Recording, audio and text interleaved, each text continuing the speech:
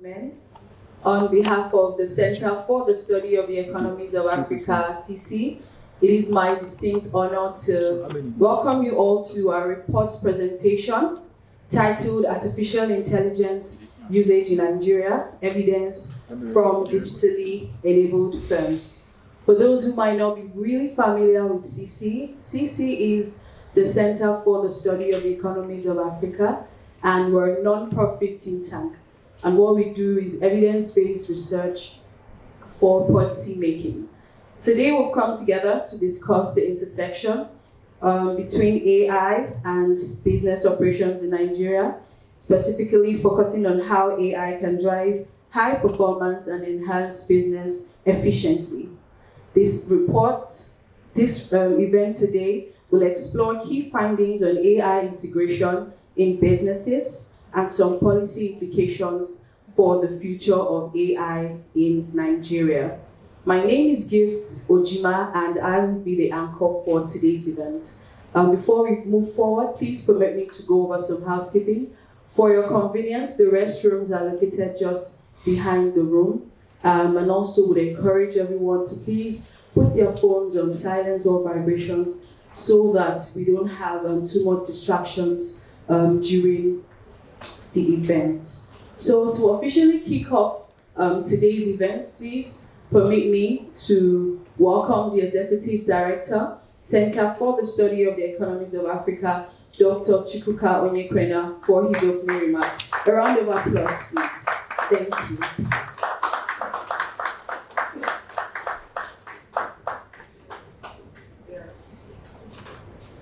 Right. Good morning, ladies and gentlemen. I welcome you all. My name is Dr. Chukwuka Onyekwena, the Executive Director of CC. CC is an independent, non-profit think tank. What we do is that we use evidence-based research to inform policies in Nigeria and Africa broadly. So for today, today is an important gathering, and the aim is to present the findings of a very important report titled Artificial Intelligence Usage in Nigeria, Evidence from Digitally Enabled Firms. And on behalf of CC, I extend the warmest greetings and heartfelt appreciation for your presence here today. This occasion follows rigorous research and analysis at a time where AI is redefining the boundaries of productivity, creativity, competitiveness across the world. Our gathering today here is both timely and necessary. In embarking on this study, our motivation is clear: to contribute meaningfully to the growing body of knowledge that will help Nigeria to harness the potentials of AI while navigating the risks responsibly. We recognize that the conversations around AI often remain abstract, or rather speculative. Yet the impacts, both opportunities and challenges, are already being felt in firms, industries, and in the society at large. It is important for us to provide the evidence from experiences of firms operating within Nigeria's evolving digital economy. We are therefore delighted to have convened today with such a distinguished and diverse audience, consisting of representatives from the government and of the year, policymakers, captains of industry, AI developers, business leaders, academics and researchers, civil society organizations, as well as young professionals who represent the next generation of digital innovation. Your participation reaffirms that the issues we address today go beyond individual sectors or institutions, but to the broader vision we share for Nigeria's future. Artificial intelligence holds immense promise for driving innovation, enhancing productivity, and transforming business models. It has the potential to unlock new frontiers in healthcare, agriculture, manufacturing, financial services, education, and beyond. It can empower firms to make smarter decisions, optimize operations, and reach new markets. However, as we all know, technology alone cannot deliver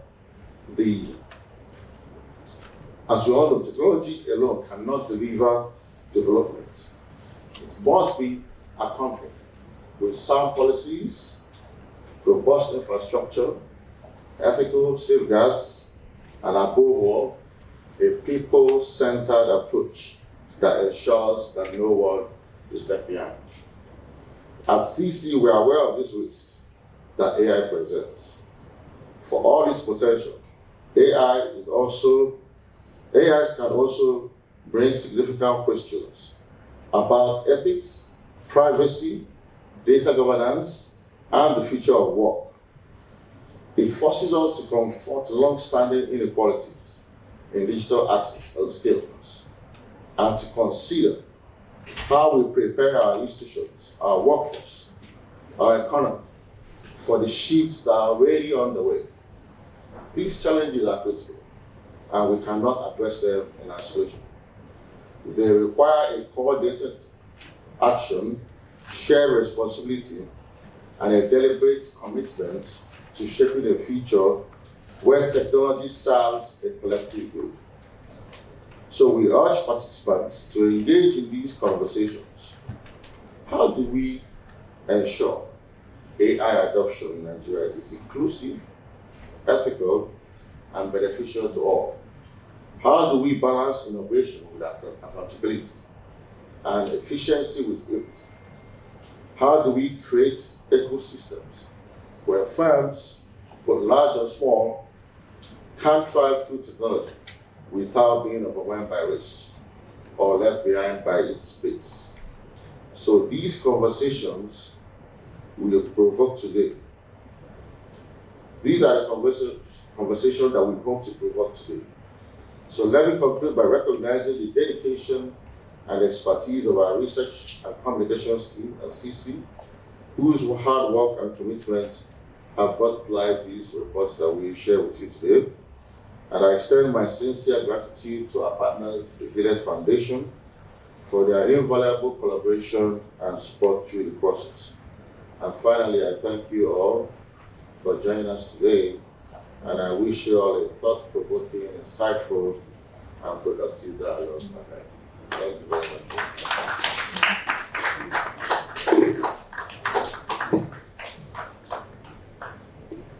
Thank you so much, Dr. Chuka, for setting the tone for today's event. And now we're going very quickly into the first presentation for today.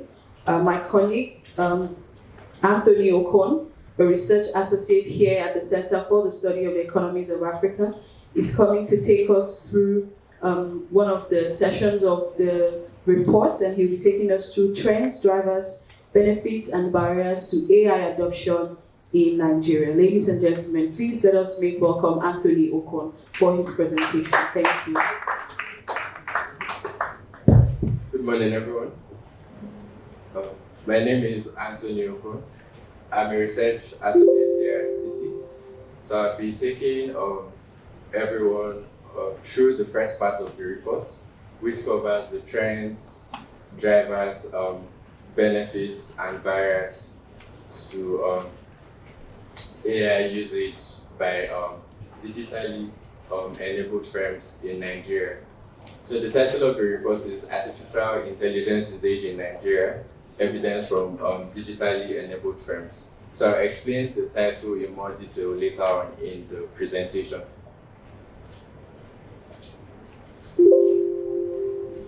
So I'll take you through the background for the study, the motivation, the methodology we employed, as well as findings and policy recommendations. So the background for the report. Basically, AI has become a game changer globally. AI is basically driving innovation, it's making working easier, it's basically revolutionizing every thing about every sector globally, from health to education to business operations, everything basically. And it presents economic opportunities to people, to firms largely, to be able to tap into. And in line with this, Nigeria has been trying to also look at trying to tap into the potential of AI. There are efforts by the government, for example, the introduction of the Nigerian artificial intelligence policy is a step towards achieving this objective of keying into the potential of AI. And the AI market globally is growing, particularly in Nigeria. AI market is set to reach around $434.4 million by 2026, according to NITSA. And it comes with several risks. AI comes with several risks, which over my presentation you would also see that.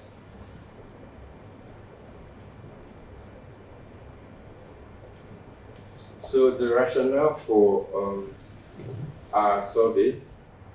So basically, from this research, we were able to identify that there's a huge data gap in terms of adoption of AI by firms in Nigeria. However, our study focuses on digitally enabled firms. That's firms that already have like some sort of technology that positions them to be able to adopt AI. So it's not firms generally in Nigeria, it's specific to firms that have the potential to use AI. So the lack of data on adoption levels in Nigeria and how businesses are using AI, the risks, the phase, the way forward, how to navigate all these risks actually informed our decision to conduct this survey. And then we also aim to contribute to the conversation around how AI can be used as a mechanism to drive growth nationally. So for our methodology, like I said earlier, we conducted a firm level survey, and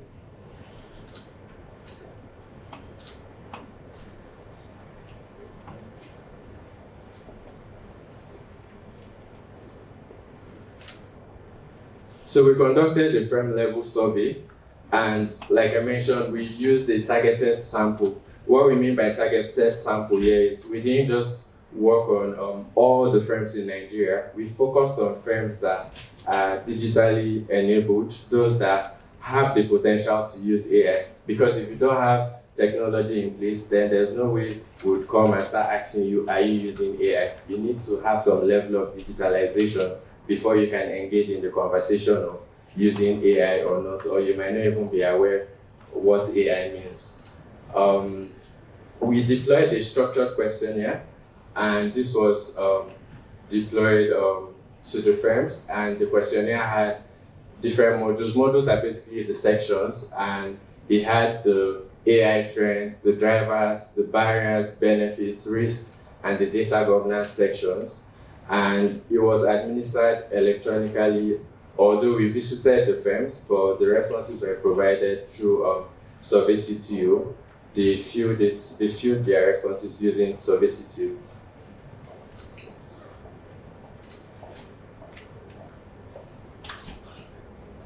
And we focused on 3 key sectors. So in Nigeria, there are actually 3 key sectors according to classifications by MDAs like the National Bureau of Statistics. You would always see the agricultural sector, the industry, and services. But agricultural sector here does not just refer to, say, just farmers. It refers to those that are employing technology in their farming process, like using drones, for example, in farming, in treatment of their crops, protection against pests. There are also firms that provide agri services. We also surveyed that under the agricultural sector. For industry, the industry sector cuts across manufacturing, construction, and extractive industries. And then for the service sector, we surveyed ICT, finance, health, and other emerging areas basically.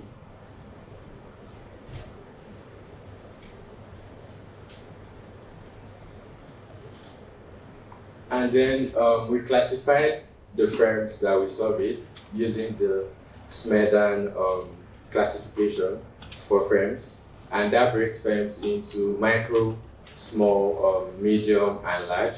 For micro firms, they are firms that have basically less than 10 employees, but assets are less than 5 million. For small firms, they are firms that have 10 to 49 employees, but their assets are between 5 million and less than 50 million naira.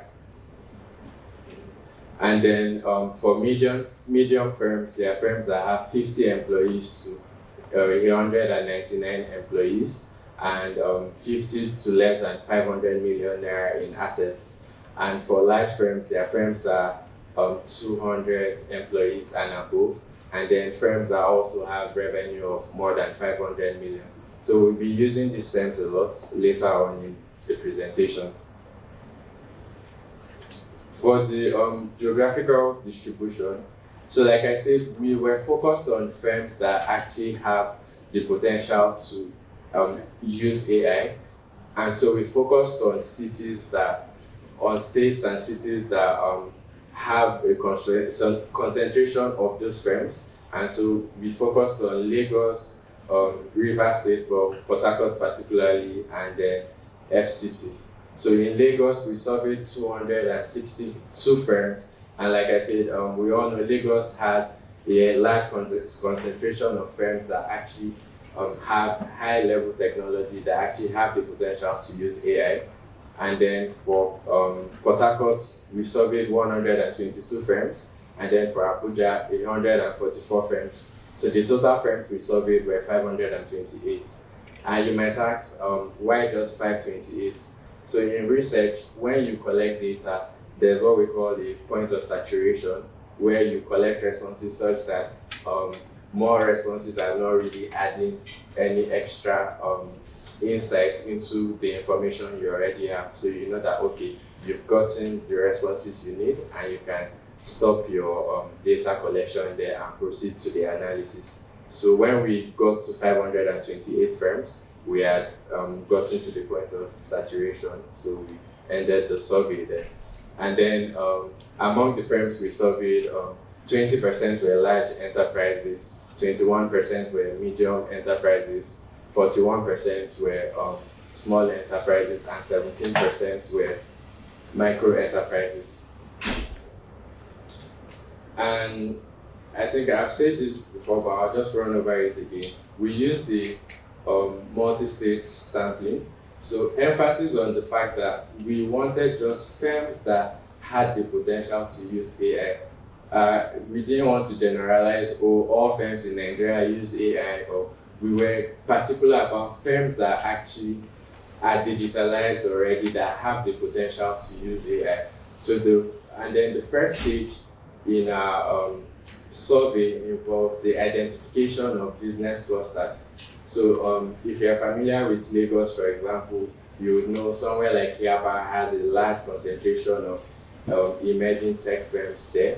And then in Ikeja, you also see a couple of tech firms and VI as well. In Abuja, we focused on on AMAC, and then Port Harcourt, we focused on industrial areas over there. And then the next stage involved listing of the eligible firms. So after identifying the area that have the clusters of firms that we wanted to survey, we had to take a next step of listing the firms that are within there. The listing involved going there physically, going around to survey which firms are available, using Google Maps to see what firms are around this area, what are they into, doing background checks on them, visiting those organizations to also understand what they do, if they qualify for our survey. If they do, then we went to the next step of randomly selecting those firms, and then administering the questionnaire to them. So the study, basically all these limitations we have revolve around the fact that you can't generalize our findings that all the firms in Nigeria, 60% of firms in Nigeria use AI, 70% of firms in Nigeria use AI.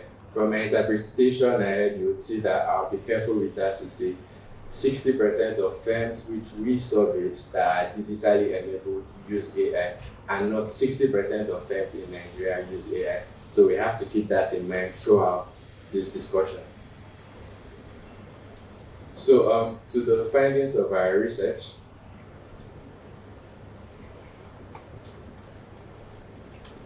So the first finding we can see here is in terms of AI usage by the firms we surveyed. So basically the firms we surveyed all had potential for AI. They all had some form of technology in place. However, not all of them were employing AI. Out of the firms we surveyed, just 74% were deploying AI. And like I said earlier, this is not 74% of firms in Nigeria are adopting AI. No. 74% of digitally enabled firms which were surveyed adopt AI. And then 25.9%, even though they have the potential to adopt AI, for one reason or the other, they are currently not adopting AI. And then in terms of duration of use, we classified it into 1 to 3 years, 3 to 5 years, less than 1 year, and more than 5 years. So from the sectoral analysis, we found that the industrial sector had the highest number of firms that were already using AI for more than 5 years. And that was followed by service sector. The service sector had the second highest number of firms that were deploying AI. And then the agricultural sector had the least number of firms that were deploying AI for up to 5 years. So most of the people in the agricultural sector are early adopters, and same with the service sector. The industrial sector has the highest number of early users of AI.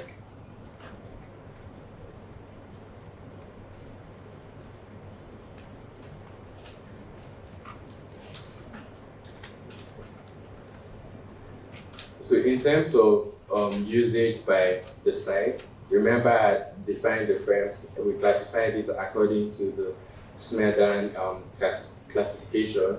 Large enterprises actually had the highest proportion of firms that were using AI tools for more than 5 years. And that's expected because the large firms already have the infrastructure in place, the technical know-how, even though they have little limitations, little barriers, which we'll still see ahead.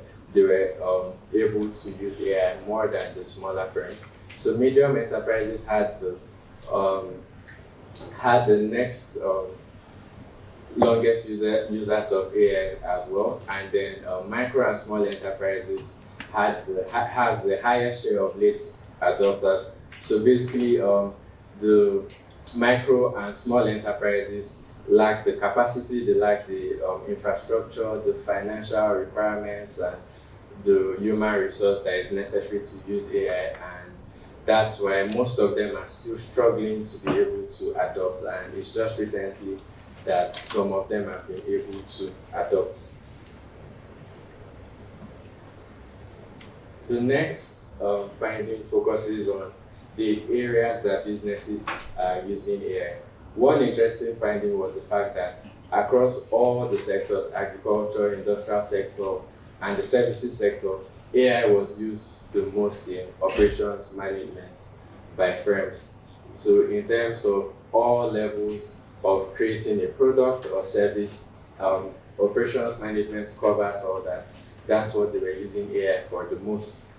For the agricultural sector, beyond just employing it for operations management, they used it for analysis and insights, as well as planning and strategy. So we were able to also ask for more insights on that, and they were able to state that for analysis and insights, they want to understand their crop yield, if it's improving, if it's reducing, and they were able to deploy AI tools to do that. And it helped them also in their planning and strategizing for the next planting season. For the industrial sector, they also used it for analysis and insights, as well as product and service management. And then for the service sector, it was used mostly for analysis and insights, product and service management, as well as customer relations, because the service sector has to do a lot with relating with customers.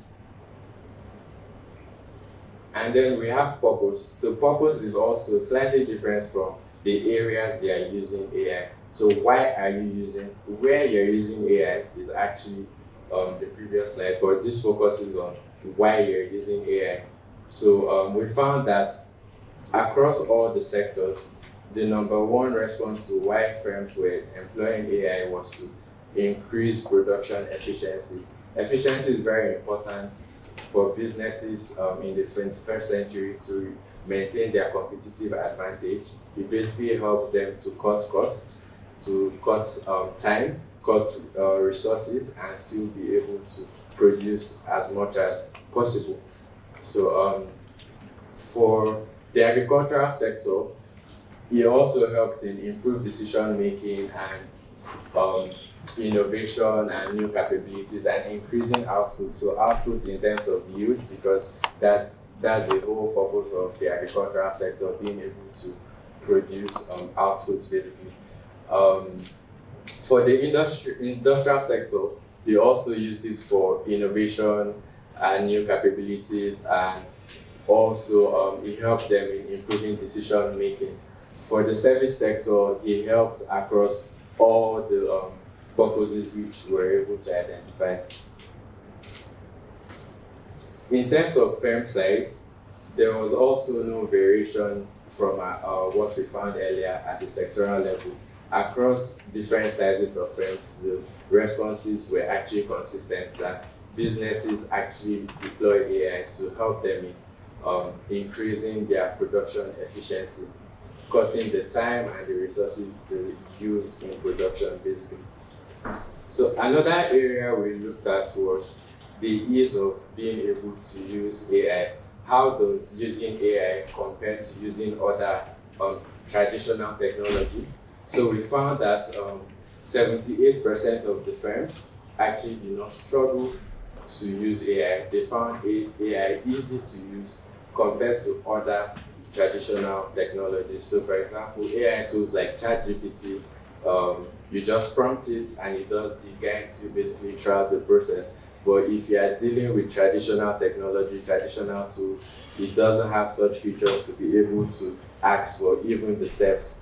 So OpenAI, for example, can guide you on the steps on how to even prompt it, but you can't get that with traditional technology. For example, if you don't know how to navigate your email, for example, you just can't.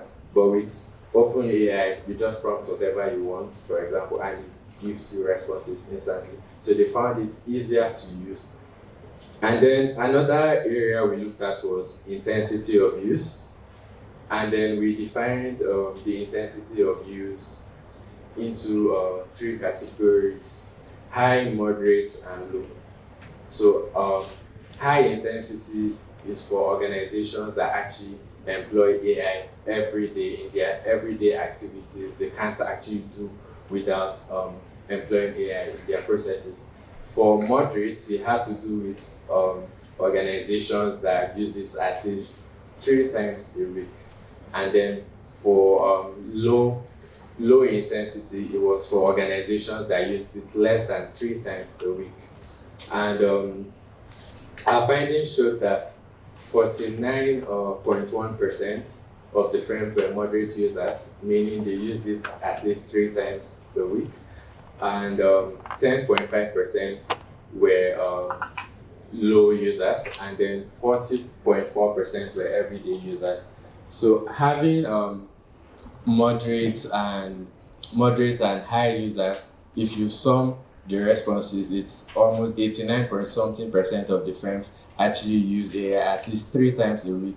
It means that these firms have actually integrated AI to their day-to-day activities if you need to use it at least 3 times a week.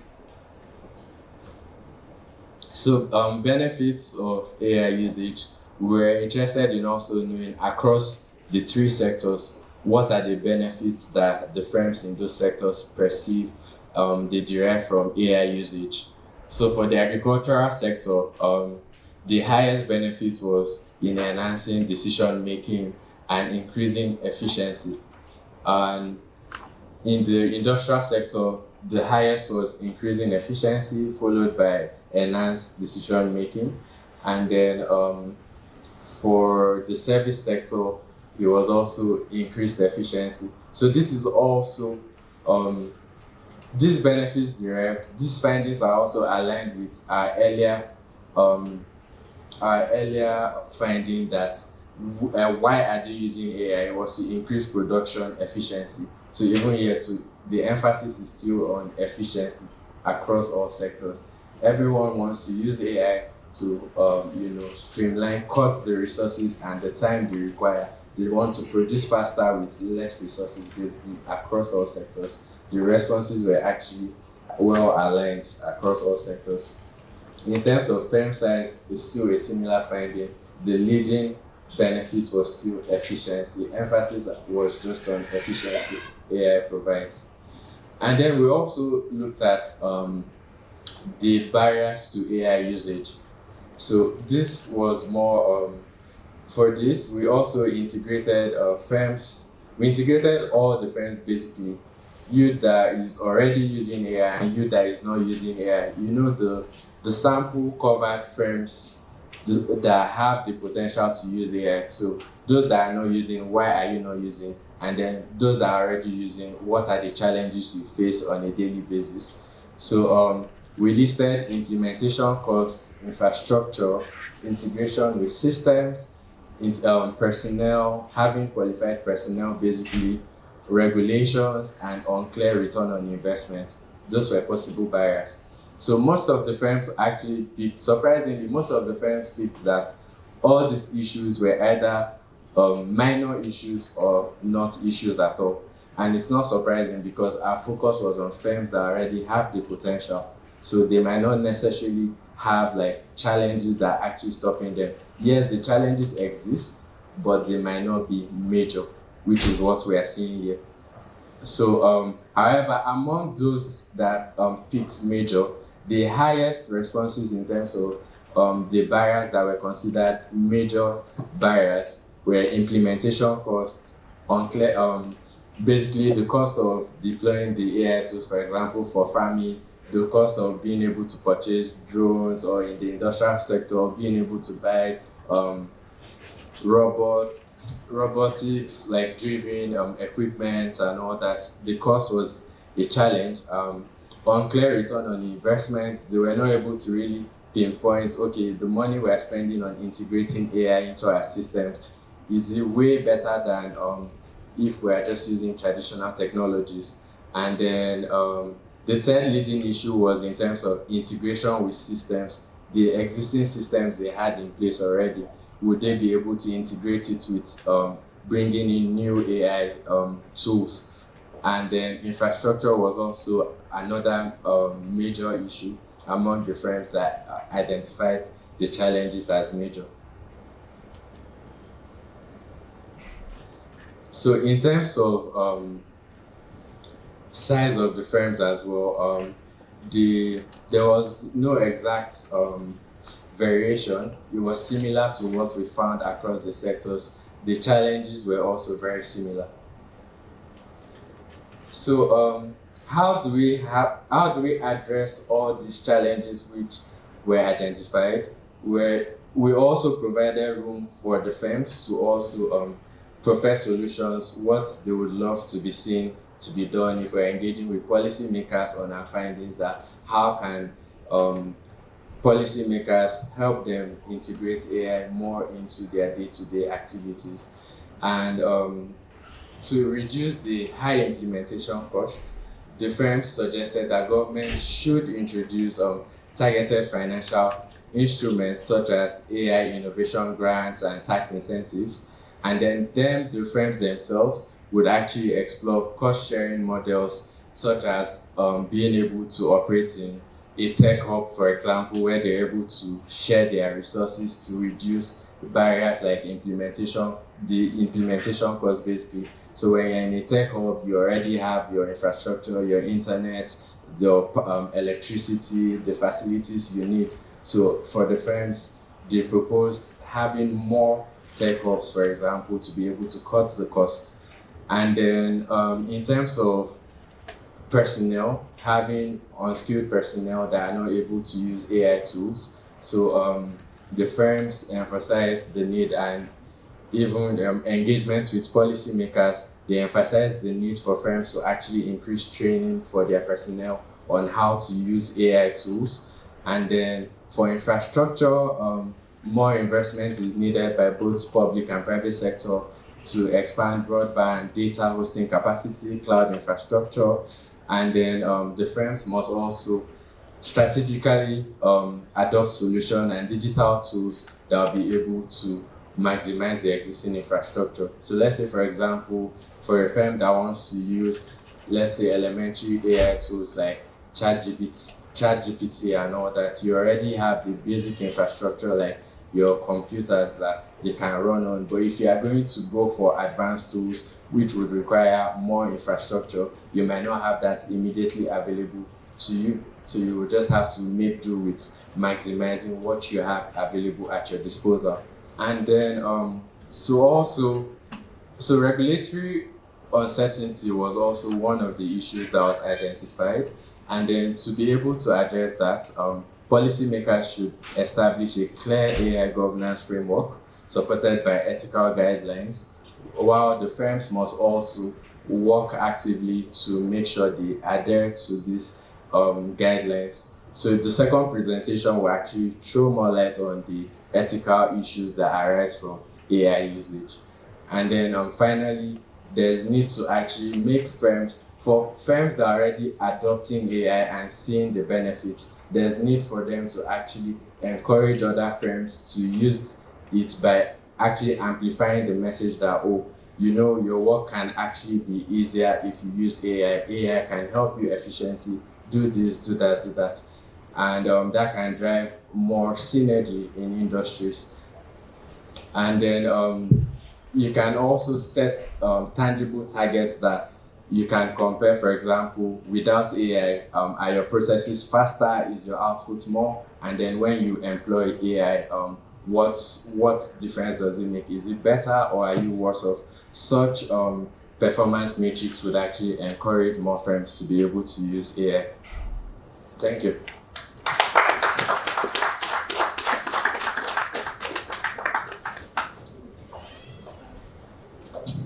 Thank you so much, Anthony, for giving us a deep dive into the report. I'm sure a lot of the things that were firm related here, if we want to apply it into our personal life, we'll see how many of us, how often do we use AI? Every day people. How many of us use AI every day? Okay, so 3 times a week. Okay, we don't use AI at all. Okay, bam. The everyday users have it. So I don't know if at this point anyone has any question with regards to the methodologies that were employed for this survey or for this report. And there will also be a panel session after this. So the panel session will just be following, this report. But if for now, with regards to everything that Anthony has presented, if anyone has any questions at this time. Okay, we have one person there. Okay, there's someone at the back, and then we'll just take one more person if there is. Thank you. Good morning, everybody. Thank you very much for the wonderful presentation. My question is that for most of the positions that you advanced from the firm, is it actually like the position of the organization itself or the staff?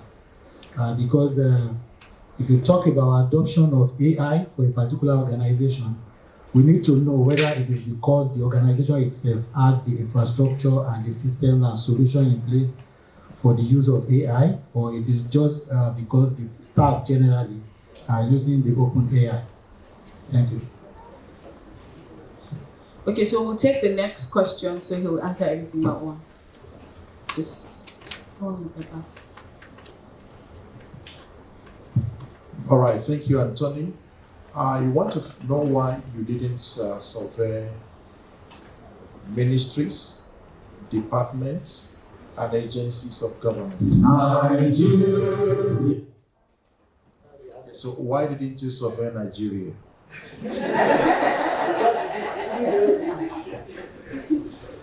Okay, so there's a pretty lady behind in blue.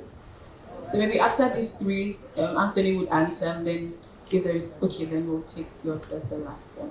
Okay. Can I ask now? Yes, please go. All right. Thank you so much. My question about the report is the timing. Not one, two, about the timing. The first one is, we know the position where AI is globally. Secondly, we know that this technology is actually evolving. And so the findings from this report, how relevant will it be in maybe like 2-3 years down the line? So that's my question.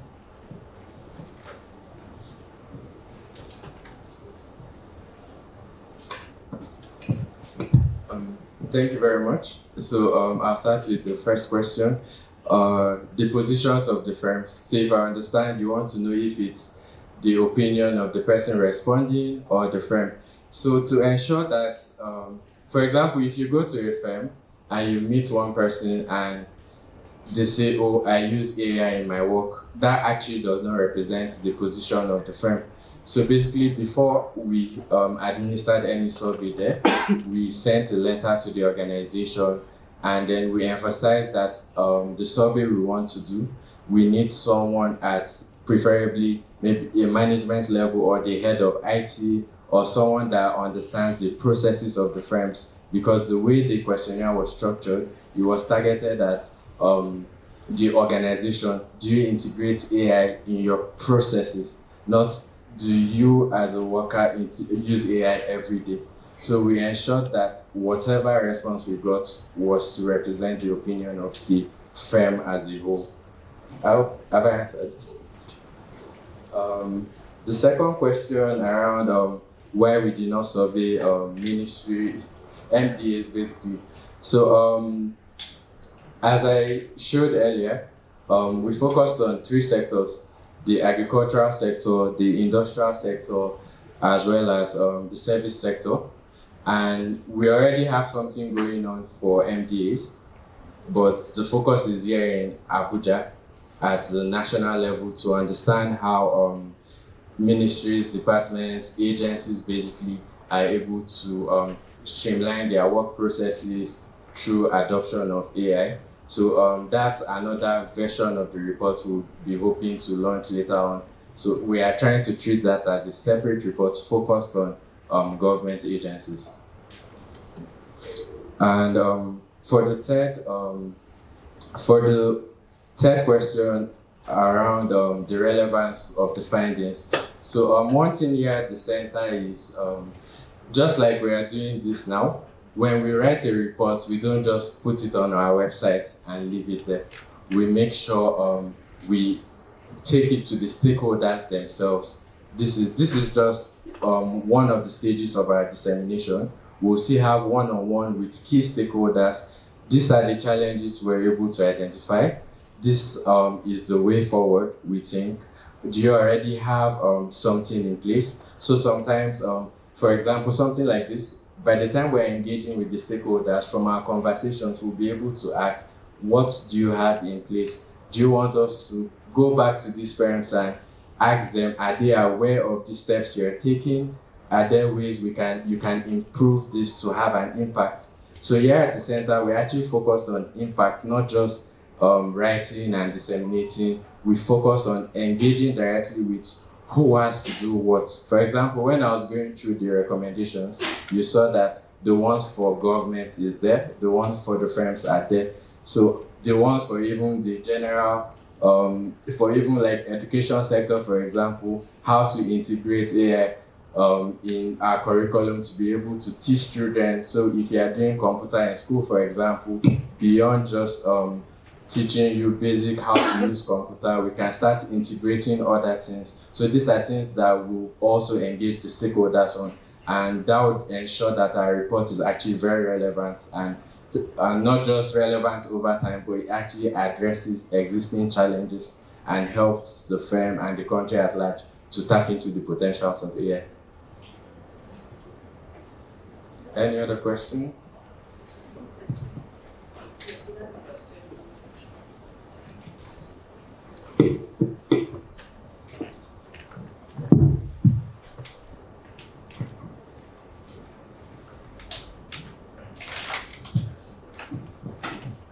Good morning, everybody. I just wanted to ask, with respect to the academia, we observed that the academia frowns at AI usage due to issues of plagiarism. So, is the report going to capture it fully? You understand? Because the academia is one large sector that also supposed to be captured in this report. Thank you.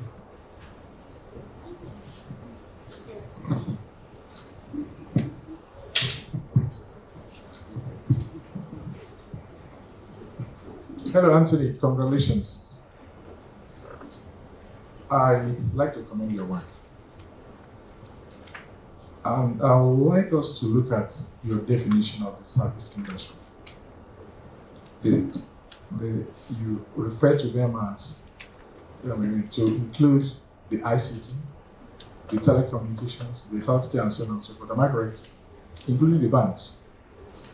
And now, when you go down to your report, duration of usage, the service industry is supposed to be the lead architect in artificial intelligence. Am I correct? Yeah? Very nice. And then in adoption, they seem to be the last in terms of the number of years. So I would like us to reconcile that. And then your response to this will have to go down, a little bit to other areas down the line. So the finding here, will define the other results that follow. Okay. So in a nutshell, why is the lead architect, not performing, worse than the agricultural sector, for example? Okay. Thank you very much.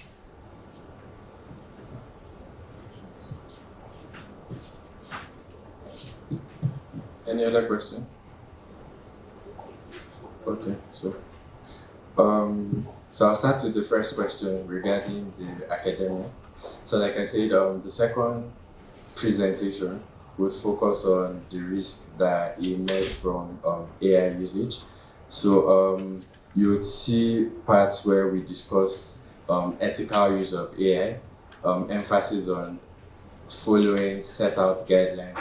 So for example, for universities, they have an acceptable percentage of AI you can use. Some schools in the UK allow up to 50%. Some schools are very strict and leave it at 20%. But in terms of academia, in the discussion that will follow the second presentation, you would see that the emphasis is not on telling students, just focus on AI or rely on AI. AI is here to, I don't want to say reduce your stress, but serve as a guideline, points the way for you. For example, as a student, you want to write a paper or something, it could give you an outline. AI sometimes is not even accurate to give you references. Most of those references don't exist. So it's left for you as a student to know that you have to adhere to the ethical use of AI, to the ethics. You need to follow the guidelines. You don't rely on it and submit 100% AI work. And AI is not also here to replace the time you have to go and study. So that's why we said we'll also engage with academia on a one-on-one level on the need to introduce it. However, you also need to back it up with the ethical guidelines which students have to follow. And there are tools now that can detect, for example, Turnitin. Turnitin shows you your plagiarism level and then your level of AI usage. And I know schools around the world are actually very strict with that already. If your AI usage exceeds a certain threshold, then your work is either rejected or it's your marks are deducted. So you as a student, you already know, oh, you can't rely on AI, you're just going to fail.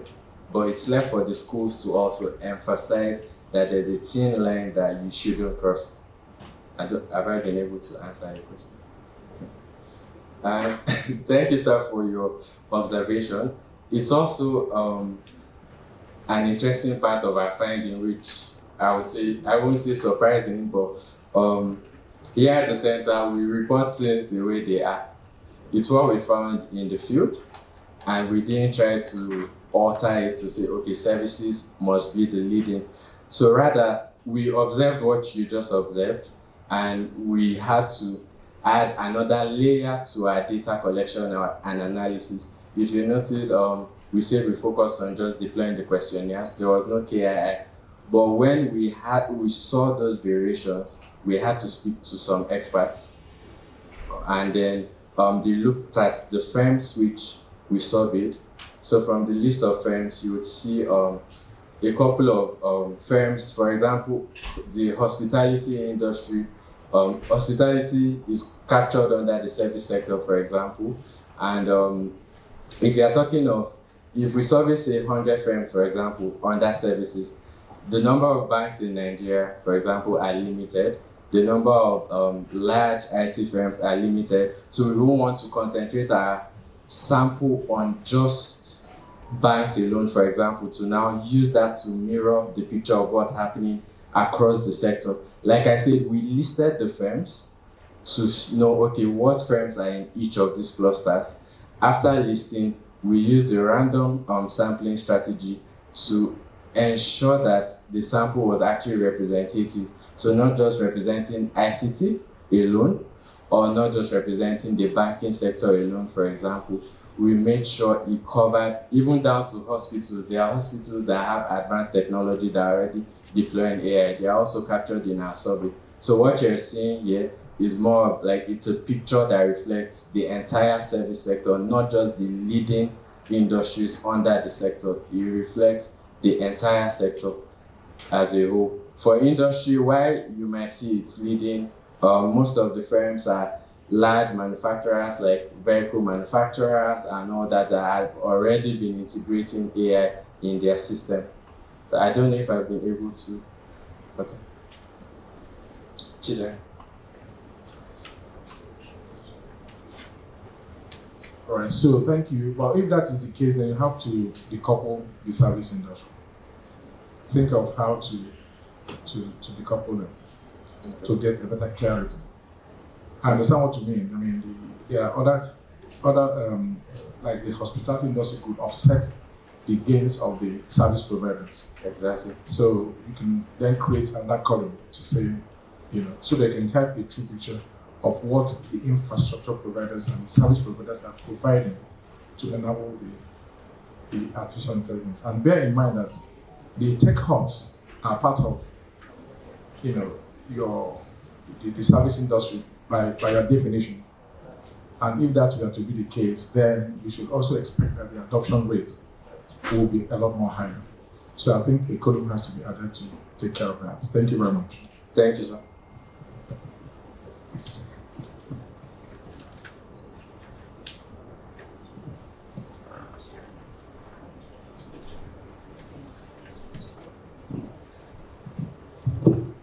Thank you very much. It is interesting to know that the AI is leading information. Did you consider this part of the reason why some organizations are not using the AI? And another question is, what is the sample techniques that you use for collecting your info, and what is the sample size? I'm quite interested to know, especially the sample size, sample techniques. Why that particular sample?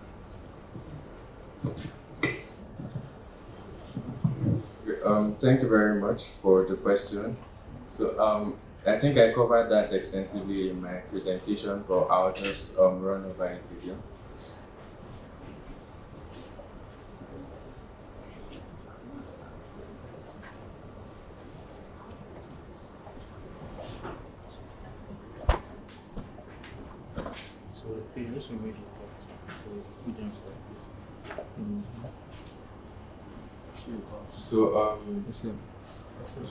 So I emphasize that we focused on firms that are digitally enabled, which I described as firms that already have technology in place that hold the potential to use AI. Because, for example, a firm doesn't even have technology. Let's say under construction, for example, someone that is maybe manually molding blocks, and you're gonna ask him, do you use AI? And that would be a wrong person to use as part of your sample. And I'll explain how we're able to identify the sample we used. So you asked for the sample size. So it's a total of 528 firms. And bear in mind, these firms are firms that are digitally enabled, right? And then you can see the breakdown of the sizes of the firms. And then in terms of the sampling technique, I said it was a multi-stage, purposive, and also it had elements of randomization. So we had to make sure we were thorough. So the first step was identifying business clusters, right? To know where there's a concentration of firms in those states which we identified. And then we're able to list the firms that exist or operate in that area. And we now selected randomly and ensured that we picked a sample that could represent each sector. And you asked why. It's also that's the last point you're saying there, which is also something I talked about, that in research, when you collect your data, you need to have continuous monitoring and evaluation. You need to already start cleaning your data to see how the responses are coming in, and you get to a point that new responses are just the same with what you've been getting. So even if you start adding firms, the responses you're getting are not exactly different. So for example, for this, even though our sample is 528, when we're already getting to 420, for example, we're already seeing a similar pattern in the responses, but we were able to accommodate 100 more responses to see if we would notice any variation in the findings we're getting from them. But it was the same. So at 528, we're able to call it our point of saturation, and that's where we stopped. And that's why we have 528 as a sample, because even if we moved around, we tried other areas, other firms, and the responses were still aligned with what we already have. So if you're increasing the number to 20,000, for example, you just want to say you surveyed 20,000 firms, but your findings remain the same with what you found with 528. I hope I've been able to answer your question. Thank you. The first part of the question, whether it's misleading. The reason why some of Sir, can you use the next one? First part of the question is if that misleading information, for example, you made mention that the AI gives a reference and the reference does not exist. So if this is one of the reasons why the organization are not trusting the artificial intelligence in their, day-to-day activities or any process within the organization, did you have that part in the survey that reflects to whether this kind of misleading information is the reason why they are not using the AI? Yeah, so one of the recommendations here, one of the barriers was the lack of accuracy and then the lack of regulation around the use of AI, right? And one of the recommendations was the need for organizations to set a standard, to have a clear framework, and even the government to have a clear framework as to the acceptable use of AI, what are the boundaries? You need to draw the boundaries. And I also mentioned that I won't throw too much light on that because the second presentation is focused on the risk, how to navigate all this risk of AI adoption, the data governance issues that arise. That's just all what the second presentation will be about. So you get answers to everything. Thank you very much. Thank you very much, please. Let's make this round of applause louder and better for Anthony for such an insightful presentation. And a round of applause for yourselves as well for engaging and asking questions and learning from this session. Thank you so much. This panel session is going to be chaired by Dr. Chidi Diogu. Dr. Chidi is a current certified telecommunications engineer, and until January 2024, he served as a director of the New Media and Information Security Department of the Nigerian Communications Commission. For 13 years, he worked extensively on projects in policy regulation and operations in key areas of digital communications. Currently, he's the CEO of InterX Nigeria Limited, a cybersecurity company, and the executive director, Public Utility Resource Africa, a red tech organization that provides resource and support as well as expertise to public utility regulators. He's a director of Mark Hughes Limited in the United Kingdom, an IT governance company, and the founder Technopolis Innovation Hub, a digital center for excellence. Dr. Diogu is currently working as a consultant for the federal government of Nigeria's performance delivery process through the MDAs to deliver on partnerships for agile governance and climate engagement programs PACE, which is a foreign and Commonwealth PACE with the Foreign Commonwealth and Development Office FCDO, funded and managed by DAI Initiative, which aims to support coalitions to influence government to resolve climate and governance problems. He's adept in telecommunication regulations, digital technology, cybersecurity, internet governance, policy, risk management, and compliance. Ladies and gentlemen, with a round of applause, please let us make welcome Dr. Diogu Chidi as the panel chairman for this final session. Thank you so much. So it's with the kind permission of the panel chairman that I invite the other panelists for this session. Okay, so this panel session, the panelists on this session are rich and diverse. So we have people from government as well as people from the organized private sector. Okay, so first on this panel, we have Emmanuel Udiodok, who is a senior systems analyst at the Federal Ministry of Communications, Innovation, and Digital Economy. Mr. Emmanuel Okon has multiple years of experience in both private and public sectors as an ICT expert. He has also been involved with projects with Etisalat Nigeria, PTDA, OHCSF, and GBB, and he is currently with the Ministry of Communications, Innovation, and Digital Economy. Ladies and gentlemen, please let us make welcome Mr. Emmanuel to the panel. Please let us make the clap better. Thank you. So second, we have Olushola Ayola, who is the founder, Robotics and Artificial Intelligence Nigeria. Dr. Olushola is the founder of Rain Robotics. He's also a key member of the AI for Development Reference Group established by UNDP Nigeria office. Additionally, he serves as a consultant on artificial intelligence for Policy Innovation Center of the Nigeria Economic Summit Group, showcasing his commitment to driving technology innovation at both national and international levels. Please let us welcome Dr. Olushola to the panel. Thank you all so much. Next on this panel, we have Engineer Emi Pencil.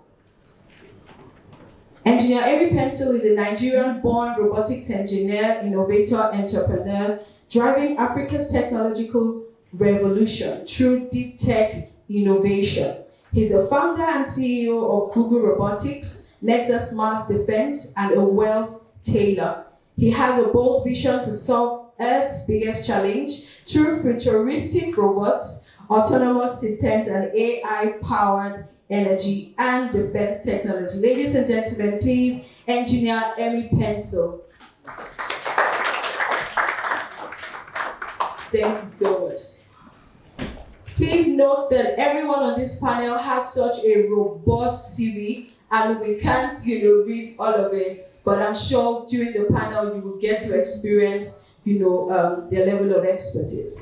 Next on this panel, we have Babatunde Fatai, who is the Manager, Emerging Technologies at MTN Nigeria. Okay, yes, please, a round of applause, please.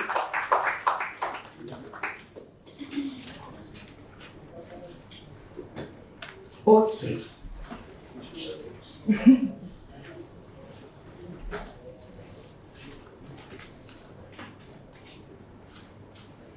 Okay, next we have Dr. Rislan Kaya, who is the board of trustees, founder, chief executive officer at the Center for Climate Smart Agriculture. He's also the founder, AI Policy and Practice Lab at Cosmopolitan University.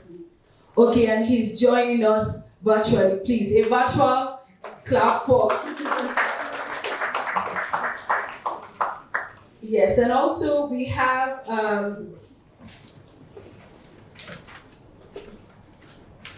Mr. Babatunde Fatai, who is the Manager, Emerging Technologies at MTN.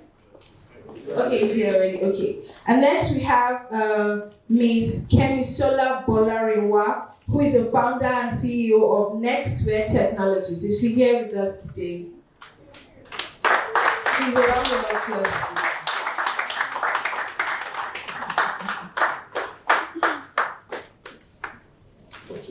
Thank you. So, panel chairman, sir. All right. Thank you very much, participants. My special thanks to the organizers and all the members of this great institute. I also like to commend the good work presented on behalf of this institute by Tony. I've read his work about 3 times, and each time I read the work, I had a different understanding, because it was so original, very in-depth, and traveling to Lagos, going to Abuja and all the rest of them were quite inspiring for me, at least. We have an hour to make this presentation to discuss the drivers and the adoption of AI, as it were. One thing for me stands out in his work: the way he was able to navigate the 6 layers of every network, the connection between people, process, and technology was very amazing for me. So in particular, I found out how he described ownership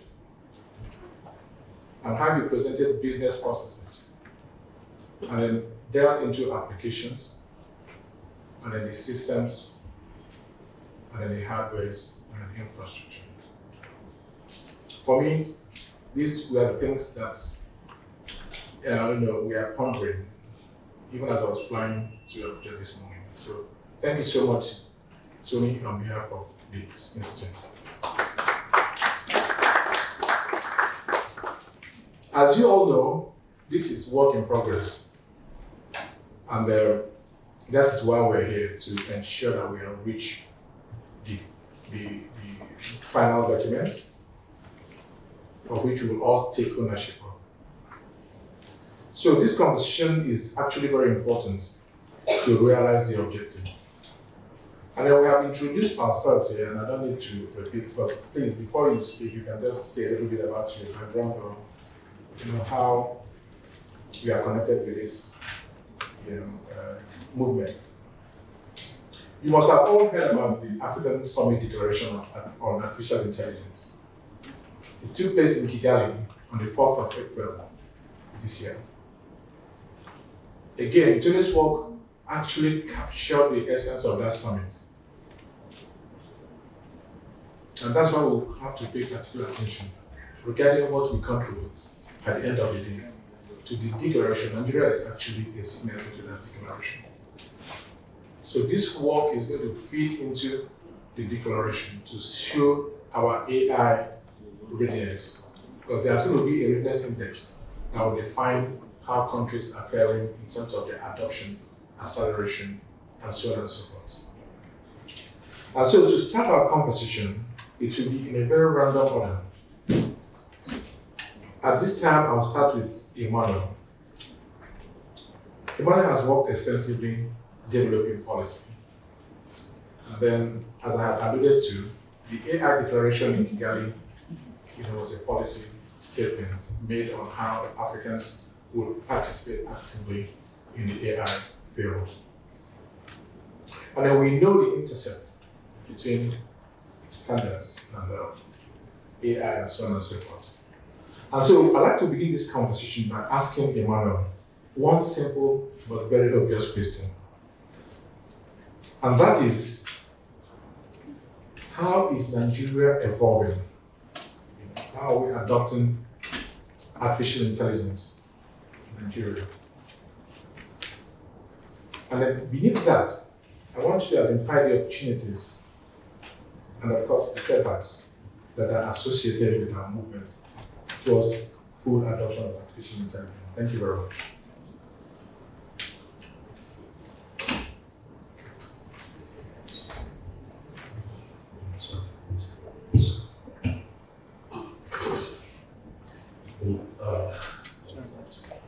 Good afternoon, everyone. Before I start, I'd like to bring greetings from the Honorable Minister, Permanent Secretary, and the Senior Management of Federal Ministry of Communications, Innovations and Digital Economy. My name is Emmanuel. I'm representing the Federal Ministry right now.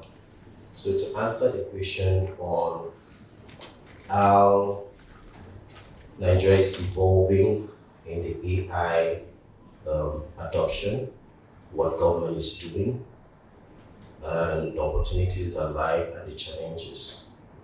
First of all, I commend also the report that Tony presented. When we look at that report, we will see the spike in the micro and small businesses. We'll also see a spike in the services. Now, my belief is that spike within want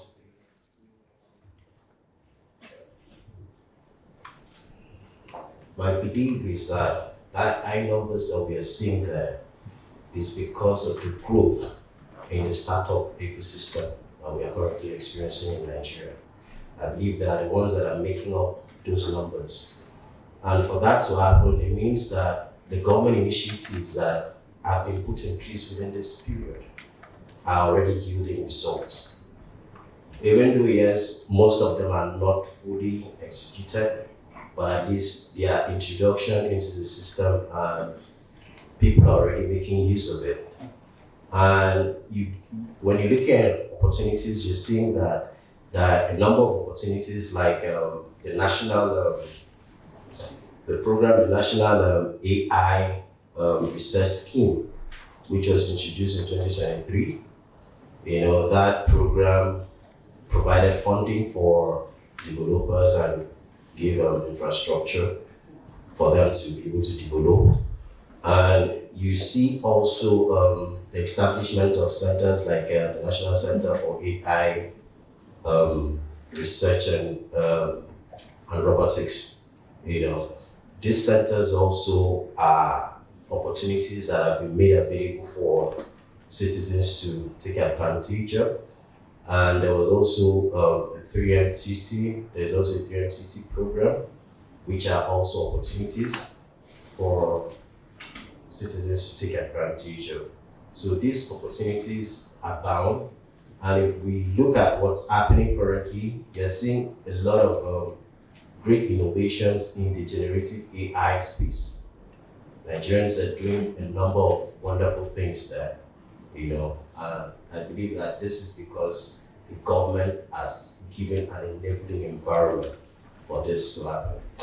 But to look at the challenges, there are quite a number. We understand that building some of this infrastructure is very capital intensive, cost implications. Even the infrastructures are already in existence. There is also cost implications in running them, getting them up there. And there's also a challenge in vandalism. Quite a number of vandalism issues are also caused break-in services where there should be services. And then there is also a challenge, legal challenge right of way. Like there's a project that the government is running currently to lay fiber optics across the length and breadth of Nigeria.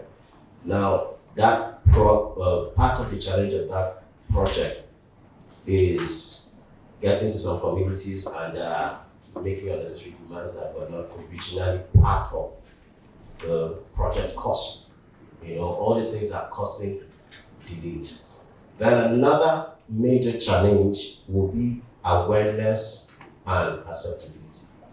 Now, even before the AI, about 10 years ago, government has donated directly through its agencies also, because the ministry is not working in isolation. Let me put that straight also. The ministry is working with the agencies on that end. And there are so many data centers that have been donated to communities. And in recent inspection tour, we realized that some of this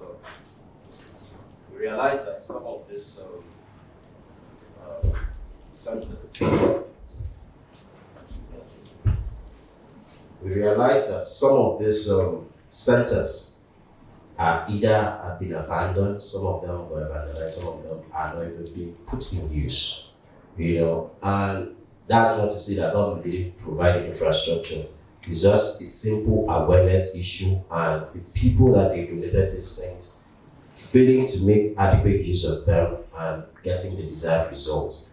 In recent times also, through the agencies also, I know MCC NIDA have built and donated some ICT incubation hubs, and these are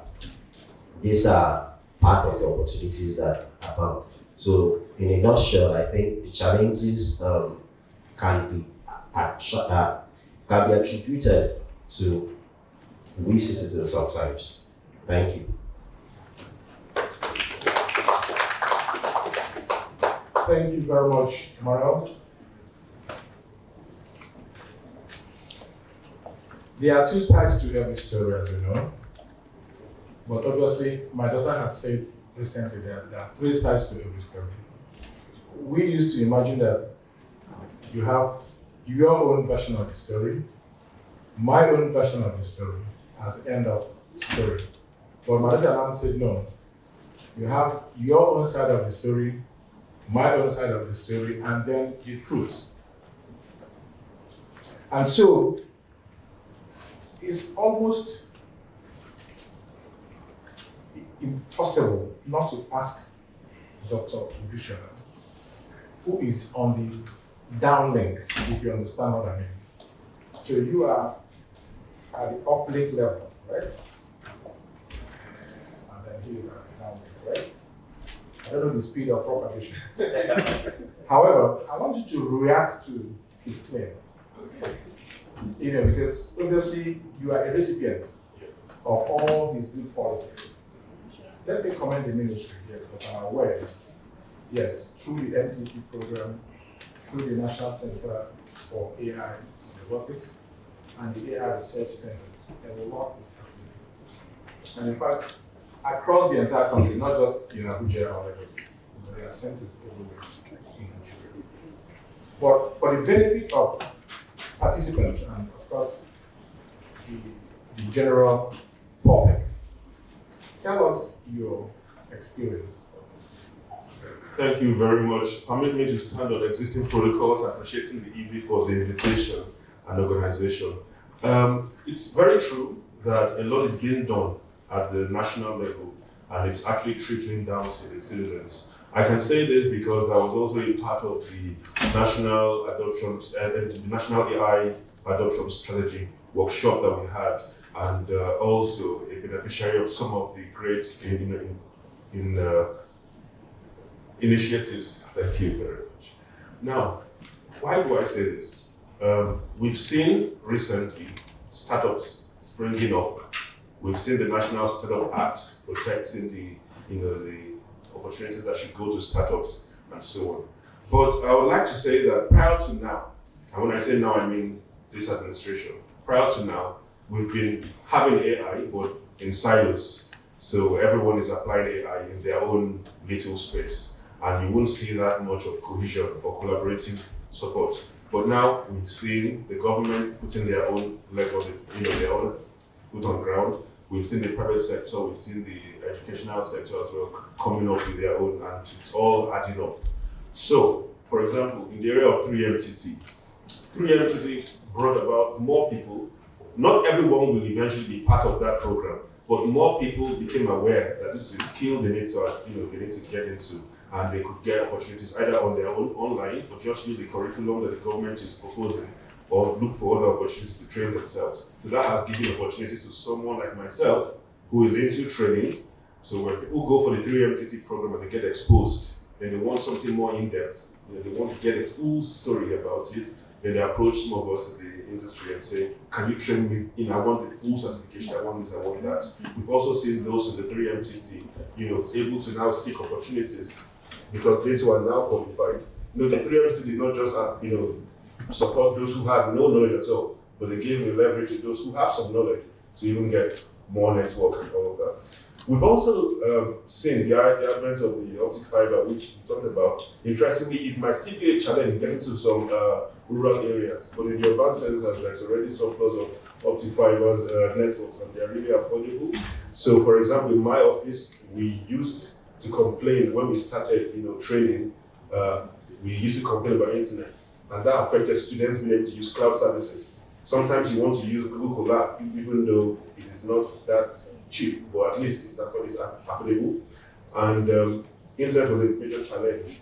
We eventually saw Starlink, and again, we now saw the optic fiber thing, which became even cheaper than Starlink. So I would say the minister is doing a lot in that field, and also exposing us. Not only the Prime Minister, even at the state levels, we've seen state governments taking part in the initiative to push AI forward. And this is because there's a collective intergovernmental approach to this thing. And I think it's going a long way.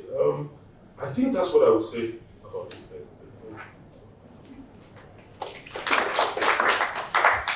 3 sides to every story remains, right? His story, my story through him, and then I'm not envying Amy Pencil, actually, because he's going to tell us the truth. The truth. Now, in this center that we're in, there was a very bogus claim they made you, and then putting you in a very tight corner. When you say the duration of AI use, you must almost, I can imagine how you would punch Tony in the face to say, damn you. How could you claim that I'm only 1 to 3 years compared to perhaps the large funds? You play in the MSME space, right? Am I correct? Right. Until we are black. You have to tell us the truth. Okay, thank you very much. Okay. To clarify, you want our perspective from everything that's been said, the end perspective. Okay. Well, I think the end-to-end perspective is separated into two different perspectives. There's the infrastructure perspective, and there's the utilization of AI, the adoption of AI. Now, when it comes to the infrastructure perspective, there are two key things for MTN, at least from what you can visibly see outside. And you would see that MTN has been very bullish in terms of partnering with like the federal government, in terms of establishing better infrastructure, reducing vandalization, as has been said before, and also making sure to improve connectivity in the rural area, right? So there are many programs ongoing to improve connectivity in the rural area. There is the launch of the Fiber X, the MTN Fiber X, which is trying to improve connectivity. At least that's from the infrastructure perspective. And from the infrastructure perspective, it's not just, oh, MTN is like a telco. MTN works with other infrastructure partners, right? And MTN also works with the federal government, right? As at now, if you look at things, there are basic human amenities, right? Previously, basic human amenities are you need to have food, right? You need to have shelter. Now, internet is now part of it, right? In terms of basic human amenities. If people do not have access to the internet, they are lacking basic human amenities, right? So, in terms of infrastructure in that regard, there is a huge move, at least from the MTN perspective, to invest more, to even move beyond we are isolated in terms of we are just a telco, to collaborate with other telcos to make sure there is more penetration in the rural area, right? So that's the MTN perspective from the infrastructure, right? So collaboration with other telco bodies, more investments in the infrastructure perspective and in the infrastructure ecosystem, and also collaboration with the government, especially around vandalization and establishing more infrastructure. Now, in terms of AI adoption, right? And that was why I was really glad with what you raised in terms of services there, when they were saying services were, well, when the report showed, at least from the randomized sample chosen, that services is actually slightly lower compared to some. I would differ, I would not agree with that, but I would agree with it since it's a randomized research. If you pick like large organizations like MTN, I would say we've made a lot of investment and move in AI, like in AI adoption, right? Internally, we use AI a lot, right? So our utilization of AI is separated into two key things: internal usage and external usage, right? For internal usage, things around process optimization, making sure some of the very manual things that we do, maybe if servers are down, many of those things are already being taken by, being handled by AI, right? I think many of our research currently focuses on AI that customers engage with, right? Like ChatGPT and co. But I would invite you to actually logically look at the AI ecosystem. It is way beyond what customers engage with, right? So it is way beyond ChatGPT. It is also about processes, right? And if you start looking at processes in terms of AI adoption, I will tell you that the adoption is actually higher than direct customer engagement. So for us, at least, one of the core things that we've done is deploying AI across our infrastructure, right? Changing many manual things to more automated things so as to improve services, right? Then there is the AI perspective with customers, right? I think this is 2025. If anybody is manually, let's say for example, you receive an SMS from MTN, right?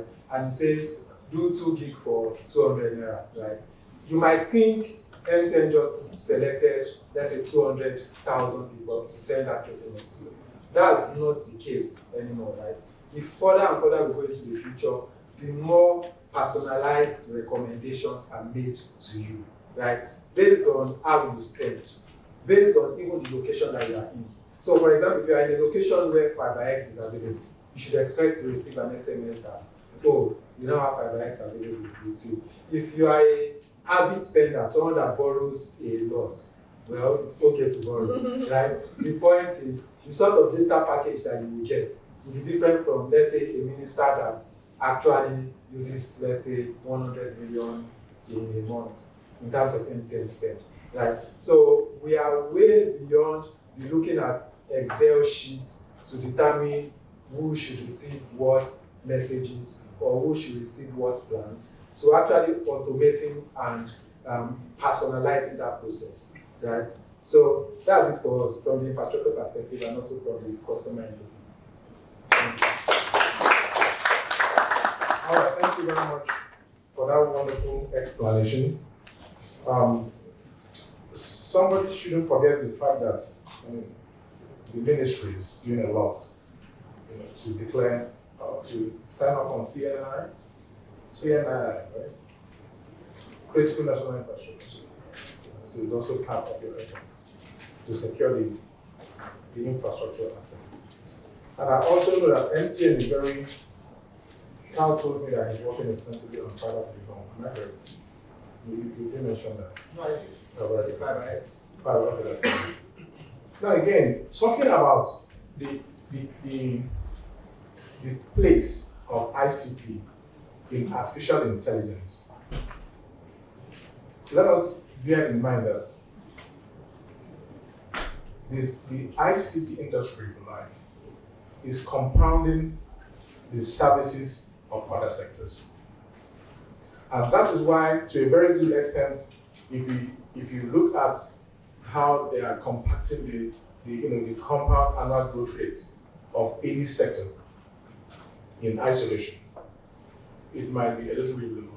But if you compound it with the contribution from the ICT sector, it comes up a little bit. And for me, I must say that this sector is doing extremely well. I mean, the ICT sector, in the introduction, acceleration, and then as well as transiting, the transition as far as AI is concerned. And so, I will go to Amy Pence, the Google robotics. Am I correct? Amy Pence.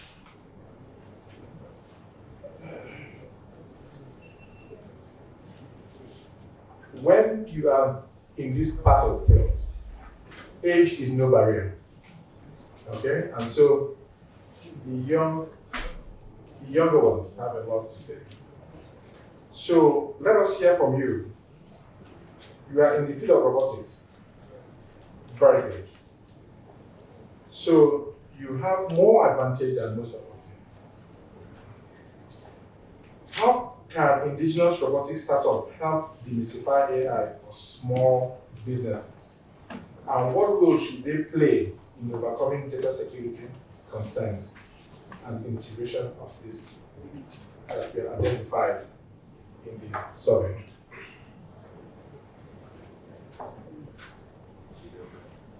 Okay, I'm Benzo. I'm CEO of Robotics. So I'm going to talk about how MS economics are going to face challenges and how. So first of all, we're going to talk about localized communication and trust. So for these startups, because you have to build trust with people that are going to be using AI. You're just not going to give it to them and nobody just accepts it. Then also there's context our AI models. It has to be in a context kind of way, so it should solve a solution. It has to be directed to a solution that, okay, this solution I'm going to solve, then the small business that is including AI should use that and also channel it to what they are into. Then another way is to develop partnerships. So by partnering, like smaller business partner with other businesses, including AI, it helps them to grow and also build trust. Then so addressing security and integration risk. So they have to develop easy to deploy AI kits that integrate with the SME. So by developing this kit, it helps. Sorry. Okay.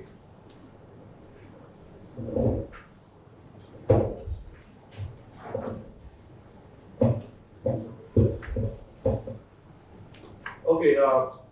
By doing that, they also create documentation that will help the user to understand that this is what I'm doing, and it's not allowing them to get confused on the use of AI in the services that they needed from your organization. That's for the small businesses. Because it's not just about to adopt AI. AI is the future, and without AI, a lot of things cannot be done. So for the SMEs, partnerships are included. The use of documentation, because people that are going to be using AI, they need documentation, and also the security. Yes, security. In aspect of security, they include encrypted data, because when people are using your systems, they don't want their data to be shared. So you have to have an encrypted security to protect it from risk of going out.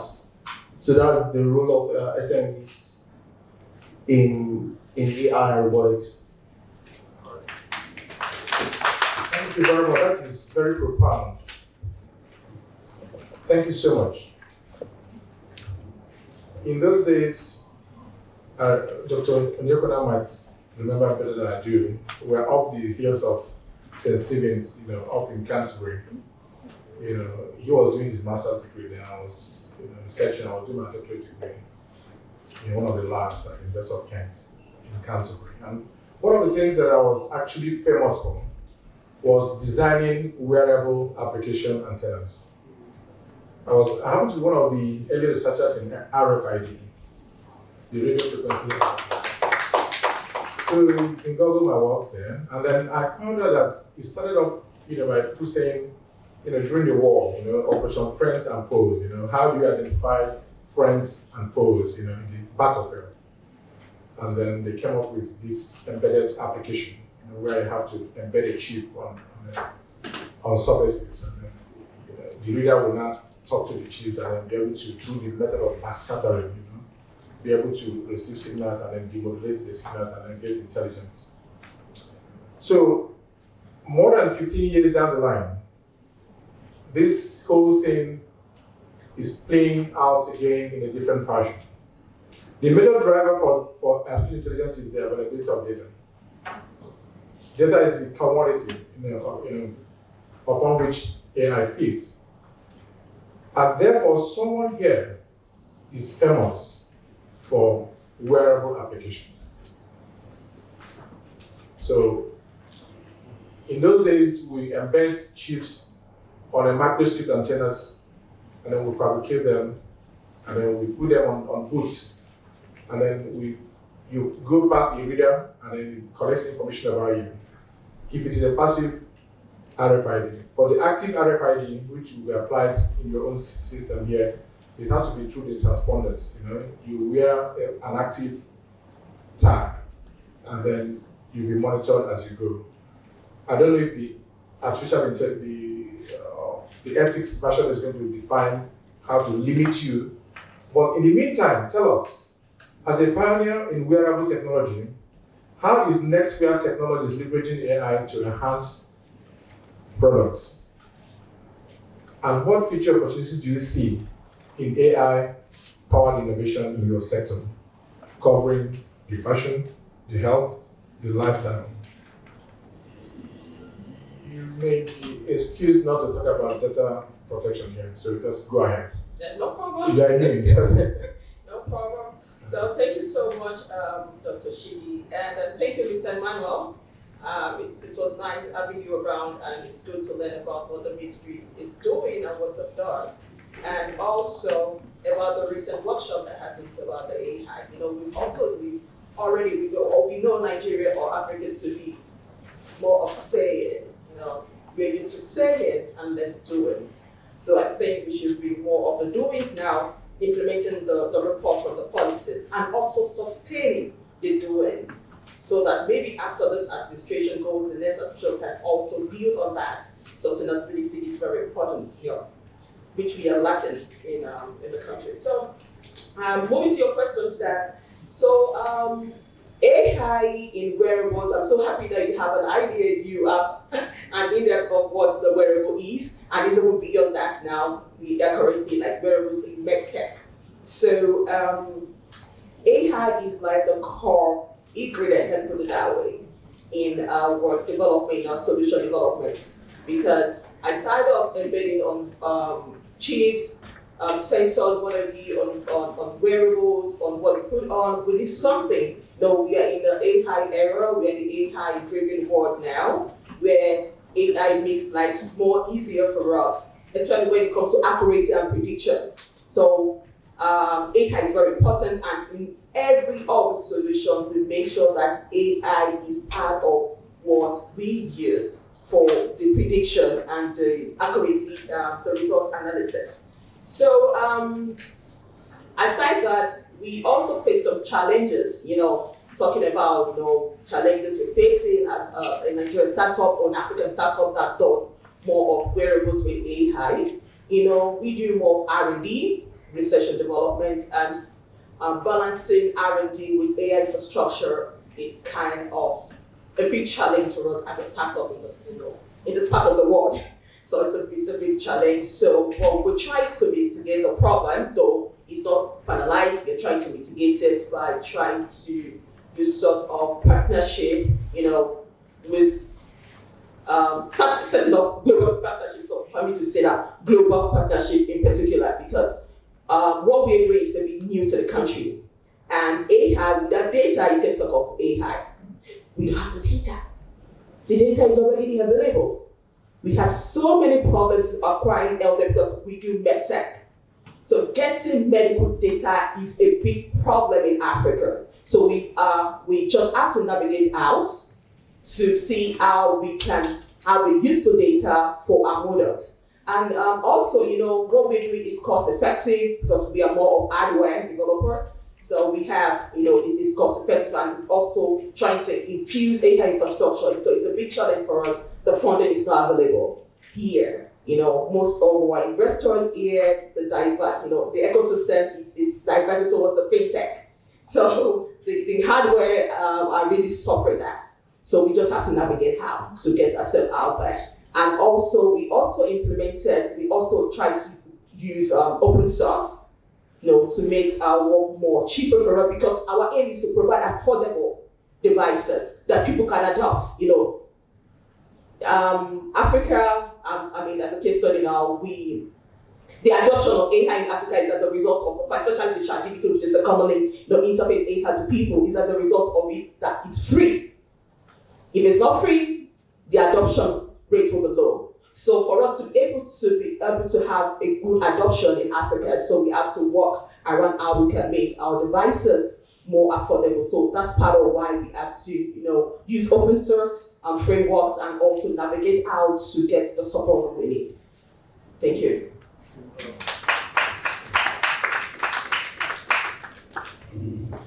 I'm still not I used to be.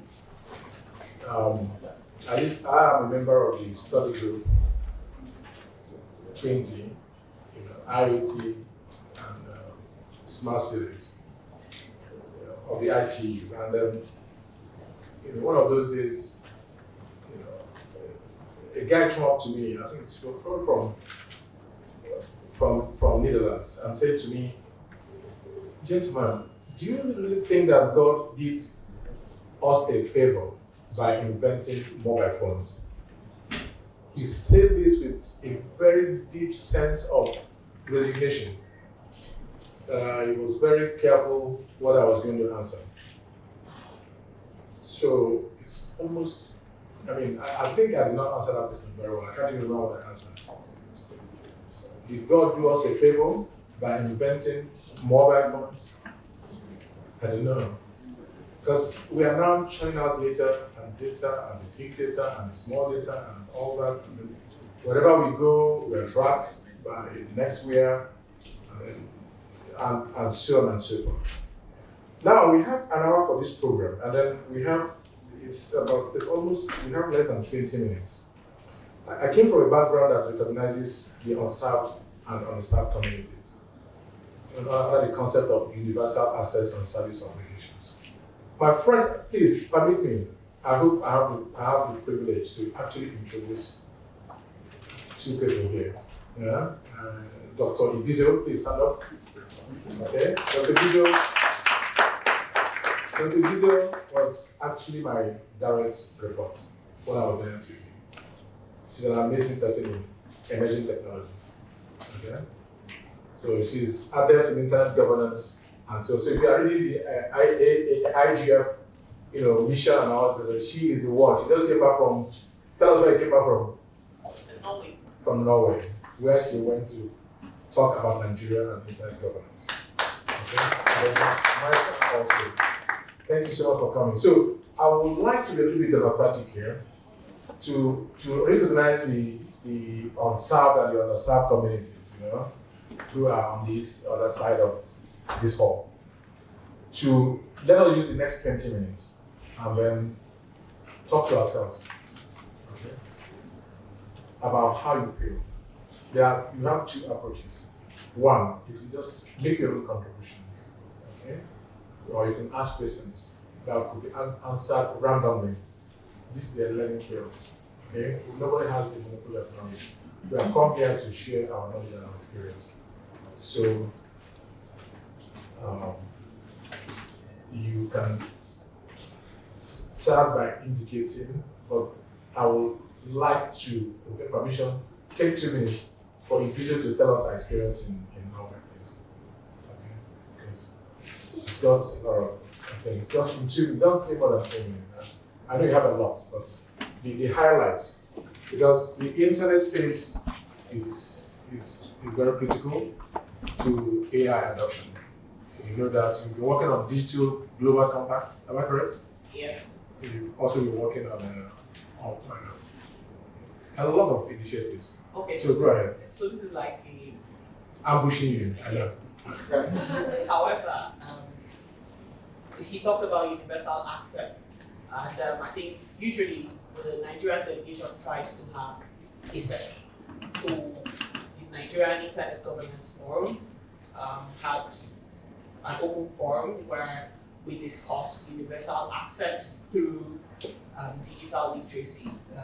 We looked at the Digital Literacy for All project from NITDA, and the DG was there to make a presentation, and a panel discussed it extensively. I think one of the things that he mentioned was collaboration, and I think there's been enormous collaboration amongst the MDAs of the Federal Ministry of Communication, Innovation and Digital Technology. And I think that is a welcome development where there's a synergy amongst us and we work together to drive digital inclusion across Nigeria. Okay, there were also talks around net neutrality and big techs, how big techs and operators who carry their traffic interact. And there's a global position towards saying that big techs should not be charged by operators for carrying their network, because at the end of for carrying their traffic, because at the end of the day, you have consumers who use the products that these big techs bring to the table, and you already get payment from them. And I think the third thing I'll talk about is maybe relating it to AI. It's about being ethical, transparent, and scaling. And I think at the IGF they talk about they've moved from digital inclusion to AI inclusion, AI divide, because if we're not able to address the digital divide that we have, how are we going to now address the imminent AI divide that is in front of us, especially from the global side? I heard Ms. Abolorunwa talking about data, and I think harnessing our data is part of some of the things that come up, and then developing local AI solutions so that we're not focusing on getting solutions from outside. I think I've used more than 2 minutes. Thank you very much. I was going to extend your time. No, thank you so much. Yeah? Thank you. All right, so the floor is open now for us to contribute.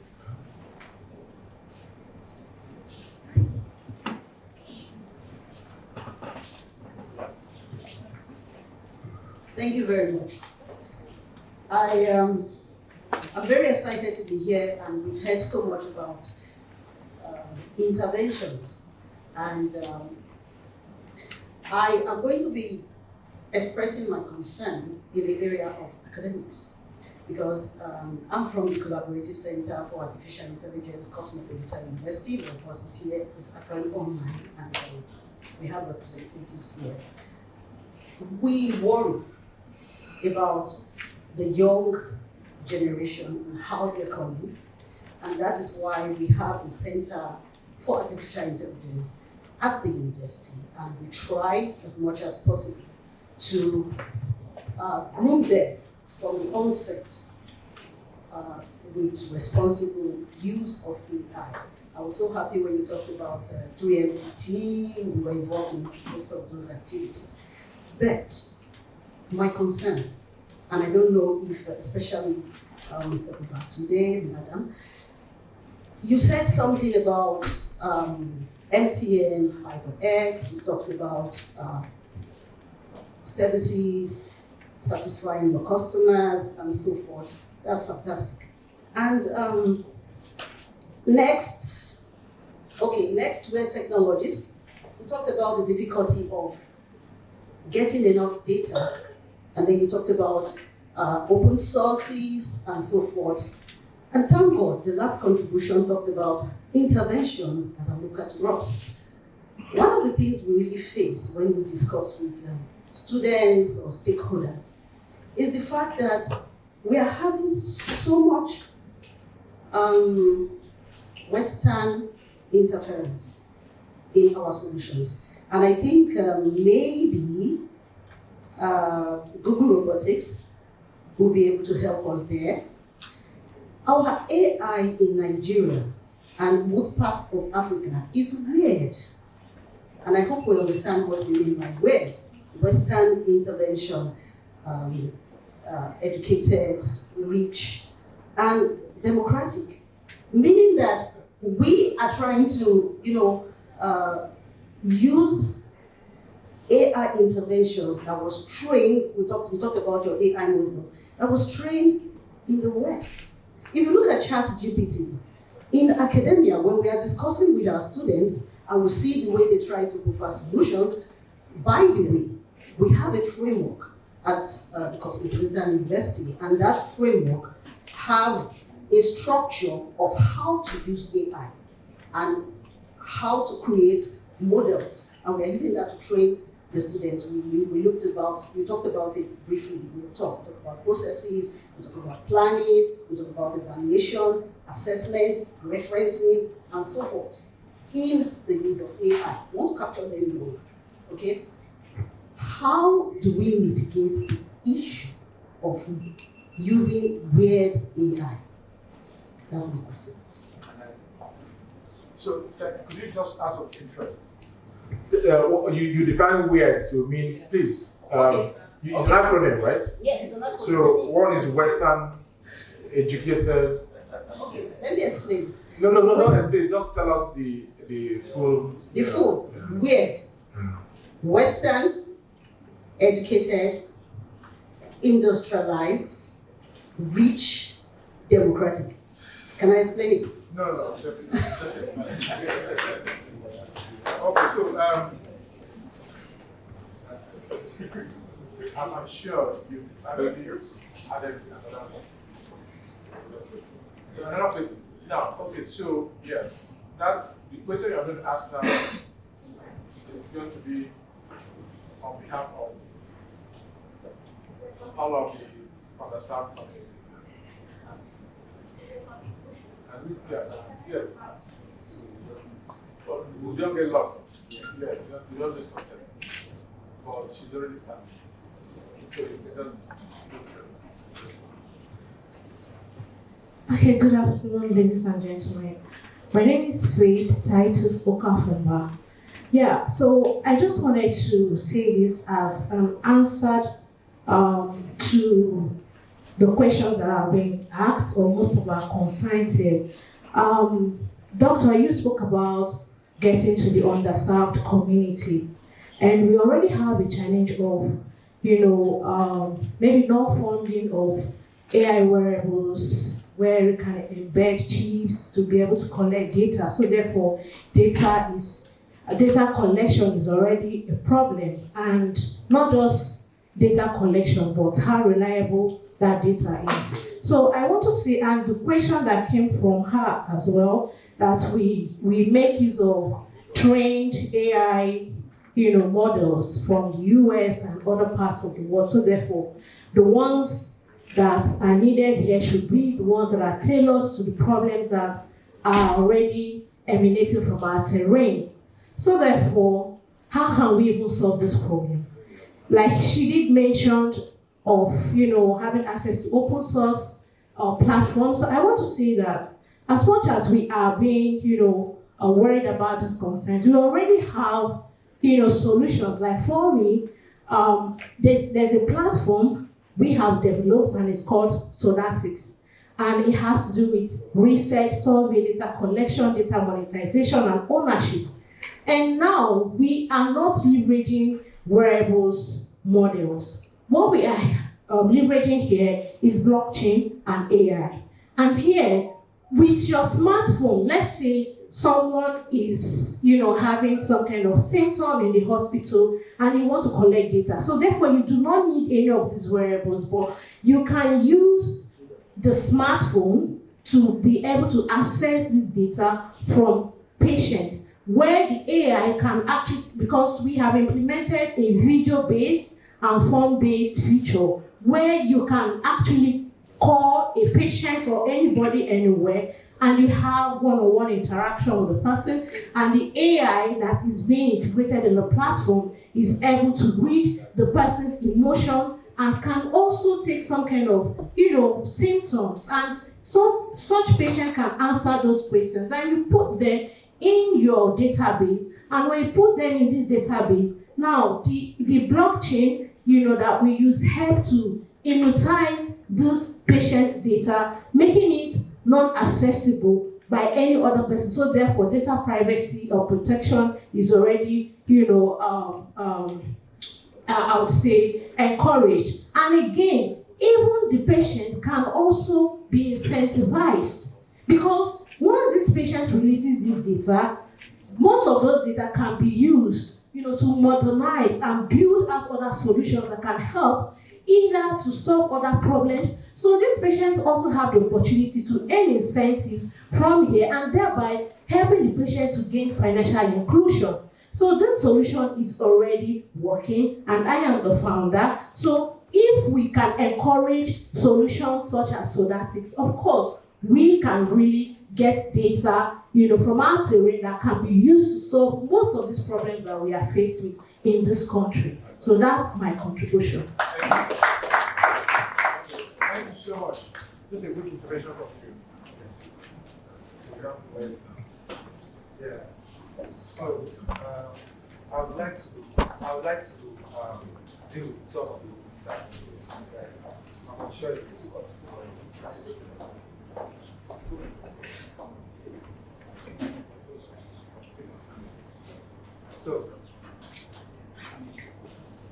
Okay, so I would like to deal with some of your concerns, right? I think you are right to a large extent in terms of many of these AI were trained from the Western perspective, right? But at the end of the day, I think there's something we might slightly underestimate, right?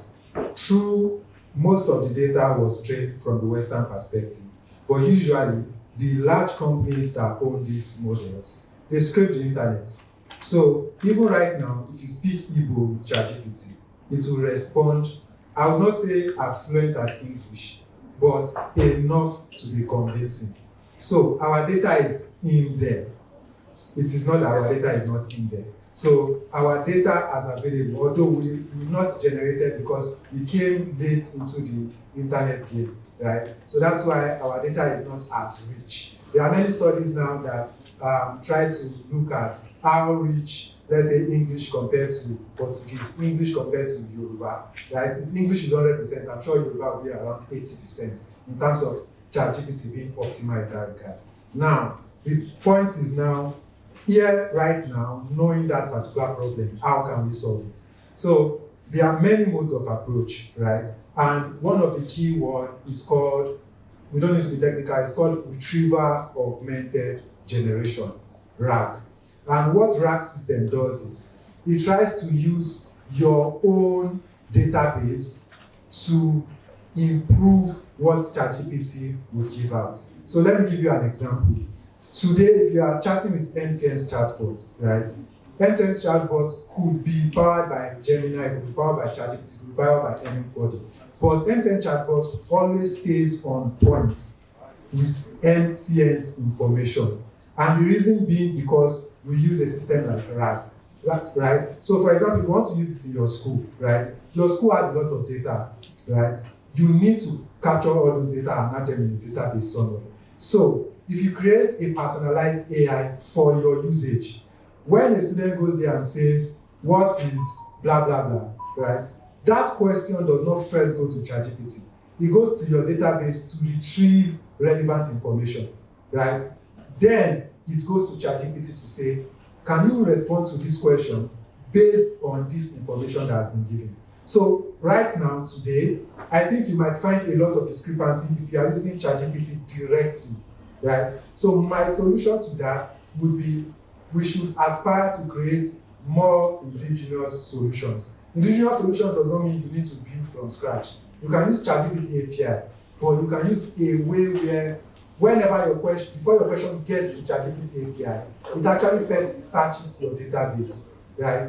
So localization in that regard. I'm happy to collaborate with you to solve that. Next is the problem, it's a problem I call the zombie problem, right? And there's something going on now with young generation, right? For young people like us and people that will be born coming, we are over-reliant on these AI models, right? And I don't see a way we can stop that.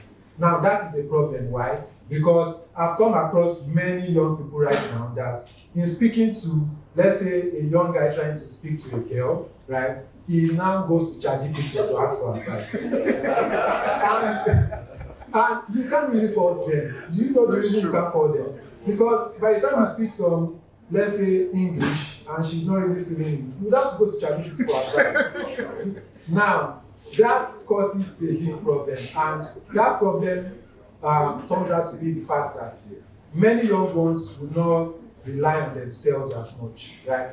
There were many things that the older ones had to go through, which is sort of, let the girl reject you, right? You learn, right? Speak that wrong English, then someone tells you that, oh, this English is wrong. You learn. Right now, you don't have the opportunity to learn that way, right? You just go directly to ChatGPT. ChatGPT gives you big English that you yourself cannot speak. You copy and paste, right? Okay, so just to round up with that, the problem for that is for us to encourage digital literacy, right? We need to embed in the young ones the fact that they cannot be reliant on ChatGPT.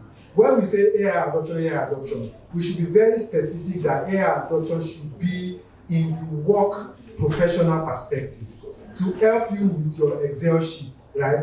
To help you with your presentation. But when it comes to day-to-day activities, we should encourage them to be less reliant. Use your brain, fail more, right? And learn from that failure. Thank you. All right, thank you very much. One last question, I'll ask to give priority to a lady down there, standing at 9, who has just 30 seconds, please. Okay. So two ladies, I mean, I must not fail to recognize gender. Okay, thank you very much for this opportunity. My name is Hassan Abdullahi. I am a project manager. Right, we cannot talk about AI adoption, data, without venturing into safety, safe online, right? What I do is to train secondary school students on online safety. And most of the cases that I come around is their information has been stolen and used for purpose things, really purpose things, right? So I want to know what current tools or systems do we have that we can use to ensure, or we can use as a guide for or safety online, right? Because when I train, I'm being asked that I have XYZ issues relating to my safety online. How do I solve that? So I need a system that I can say, use XYZ to protect yourself or to get out of the situation. So that is the question that I'm throwing over to. The long question is already, the answer is very simple. Now, your data, there's what we call data lineage. Okay? Data lineage, okay? You know where you are in data transfers. Every data passes through 6 layers. As I have mentioned in the past, the ownership, you have generated the data. Then the process by which you generate the data, which is the business process. Then the application you are using, whether it is WhatsApp or whatever it is. Then the systems, and then the hardware infrastructure that is within your reach. In hardware now, talking about hardware now reminds me of what Dr. Abuja was talking about, net neutrality. Net neutrality has to do with saying, oh, everyone has the right to post whatever they want to post, you have the right to do whatever you want to do on the net. Then it's there for you to decide on what to take and what not to take. The last one is the infrastructure.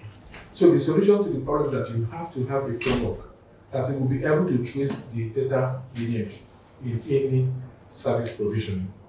Okay? It is by so doing that you now begin to build authorizations. Okay, within a school system, for example, you are not allowed to have access to certain information at a certain time of the day, and so on and so forth. Okay? One of the social frameworks is called Obashi methodology. OBASHR. Obashi methodology. It's an international language. Okay, so the institute has asked me to take one more question from the lady behind. Sir, I want to touch a little on that. Yes, please, go ahead. Okay.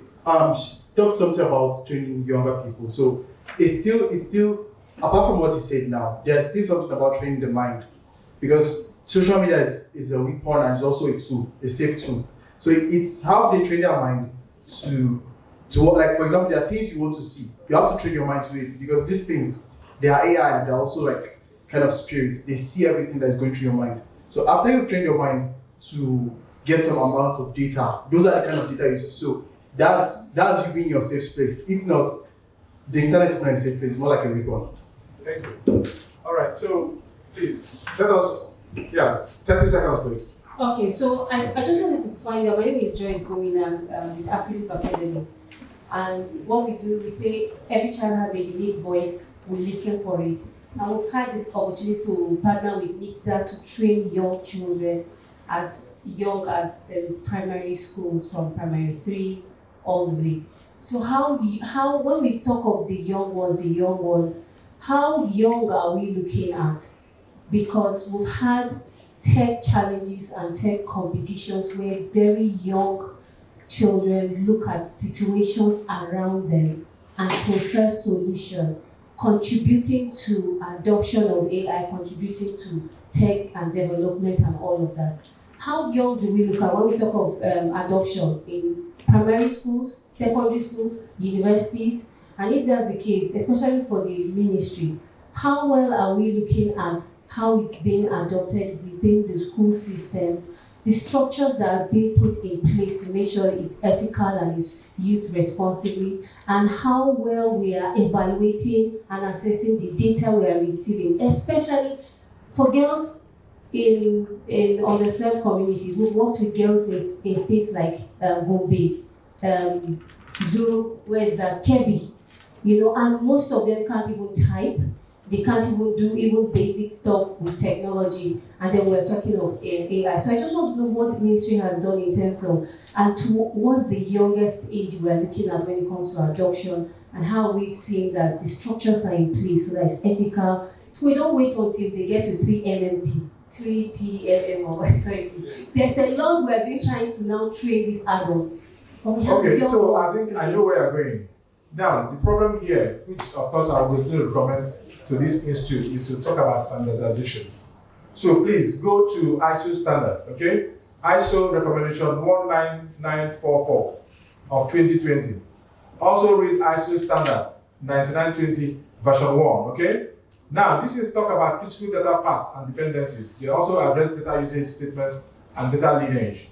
They also talk about data flow modeling and so on and so forth. You also have the ISO 20000 addressing about IT service management, then all you need to do is that you have to create an institution that is going to develop a compliance register for all institutions to make sure that they abide by data through the National Data Protection and Commission has to be taken very seriously, and I think Tony and his army of fighters will have to take this fight to the doorstep of Dr. Vincent Olabinju. Thank you very much.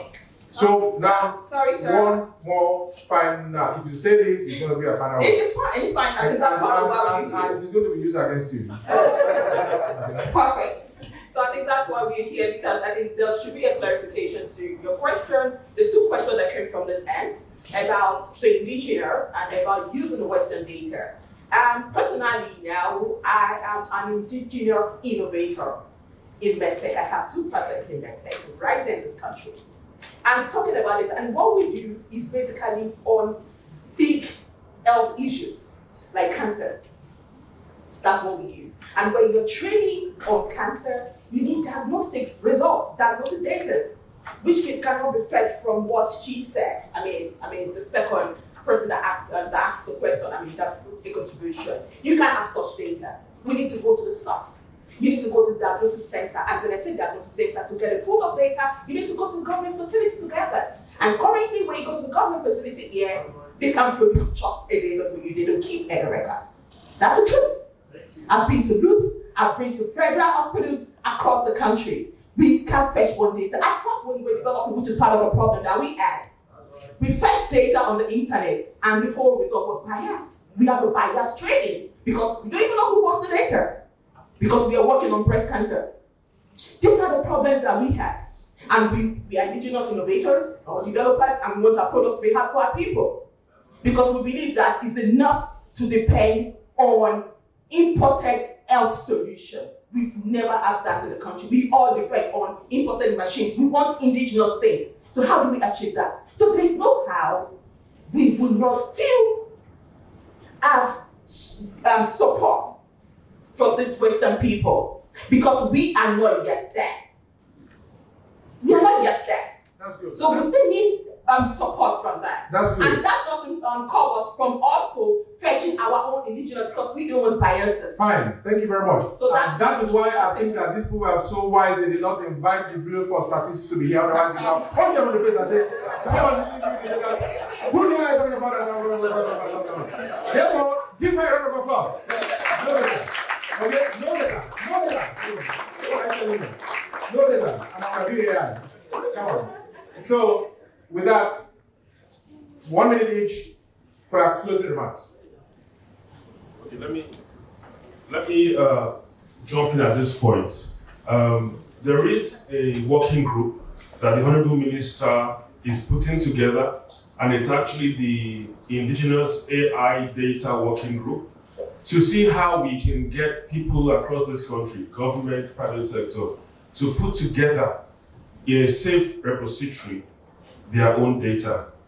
Of course, it has to comply with all of the standards. The idea is that, there was a meeting we had, the AI Collective for the industry, and at the end of the meeting, some comments were that the industry, and when I say the industry, I'm talking about various companies and offices, have data. They all want to take advantage of AI, but they don't want to release their own data because of what we know. Data is a weapon now, isn't it? So they would only release their data if we can convince them that no one is going to use their data against them. No one is going to try to circumvent the system. It's going to be a general pool. You push in anonymous data. I push in anonymous data. MTN should do the same. Globalcom should do the same. Because we all, I know that when students apply to MTN or Glo for their final year project about data, about signal strength across Nigeria, you wouldn't really get that easily. And if you would get it, a lot of work would have been done to it. So there has to be that platform that everybody agrees. Because look at, Kevin Sarah was talking about medical data. If you go to some hospitals, for example, they will tell you, it's private. There is still that concern about privacy and so on. So that's why the working group is there, to put together a framework that everybody will trust. It may not be managed by government, but everybody will key into it and say, okay, this is how we're going to encrypt the data, this is how we're going to access the data, and this is how we're going to manage that data. But that working group is still work in progress because a lot of people have to come in. And one thing is important, encryption. We have to own the encryption policy that we would adopt for that. Besides that, just to round up actually, in the data that Anthony presented, I would like to recommend that further representation of that data should be in the form of geographical distribution. So that you mentioned Kaduna, Lagos, and Abuja. So now we would like to see, so that when we look at it again in another year or 2 years to come, we can see how it's spreading across the country, across rural areas, and so on. I think that would be very helpful for us to know if there is this bias or not. Thank you. Thank you very much. Thank you. Now, he says everybody should bring data, wherever you come from, okay? Whether good, bad, or ugly. But the problem here is that we need to be careful. Data sovereignty will have to define how you bring data. But one of the things that will limit this practical aspect of the job is about what you call the availability of data centers. So it's not just, how do you bring it? So you bring data through a service point, a data center. Okay, I think that's how it goes. And as right now, there's a problem integrating all data from your ministry. So just one more statement from you, and then we wrap up. Thank you once again. So right now, I would like to say that in as much as we agree and accept that a lot needs to be done, a lot already has been done in the space. Now, if we look at, for those of you who have been privileged to look at the National AI Strategy document, the structure basically on 5 main pillars. And in these 5 pillars, activities are going on. We might not get to the speed in which we want to see them, but at least certain activities are going on. And like he mentioned, some of these solutions will be available in a faster period. Even last month, there was a program that was launched, the AI Accelerator Program, which is aimed at training developers into the different sectors and all that. So I believe by the time this report is being reviewed, we'll see better numbers, we'll see better performance in the AI space. Thank you. Very much. The last one. Speaker. Okay, let me just say a little bit. I know AI adoption in Nigeria is actually at the grassroots, like the baby stage, because most of it is more about policy. Nigeria we always talk and we don't do, but it's that most startups and new companies are integrating AI, and so very soon there will be a lot of solutions on important data to be shared, and everything we will not have to borrow data from the Western world, but here we're going to have our own data. Thank you very much. All right, thank you. My own closing remark is very simple. So in South Korea, by the end of this year, working with International Data Flow United Kingdom, the developers of Apache methodology, OBASHI, to create a framework that will govern the social technical aspect of artificial intelligence. So my company is going to be standardized by the ISO to be able to contribute immensely to how we behave with AI. And that answers your question. So you can see me after this, and then I will talk to you more about what is going to happen with the company that I'm working for. Thank you. So on behalf of everyone here, I'd like to say a big thank you to the audience for your rich contributions and for the organizers for inviting us. Thank you so very much.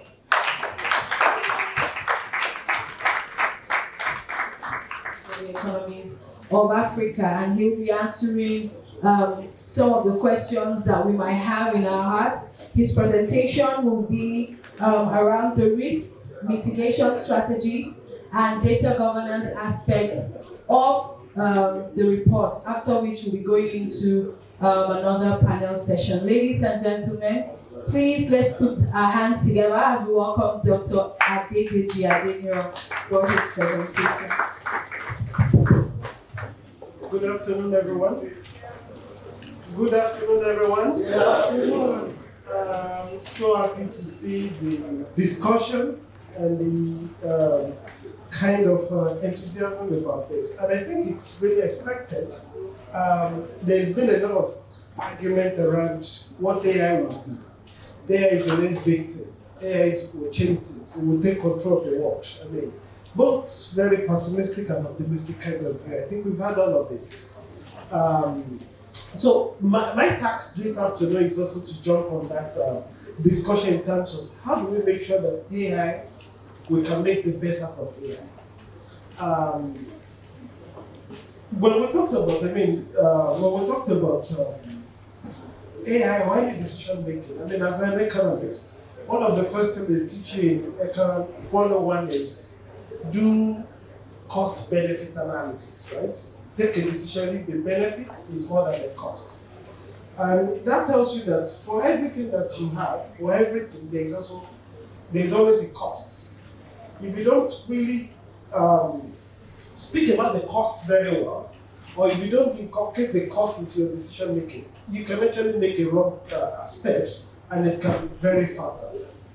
So when we talked about AI also, we need to be really not just talk about the benefit, because when you talk about the benefit and you ignore the cost, when the cost comes in, there are also people that actually pay the cost.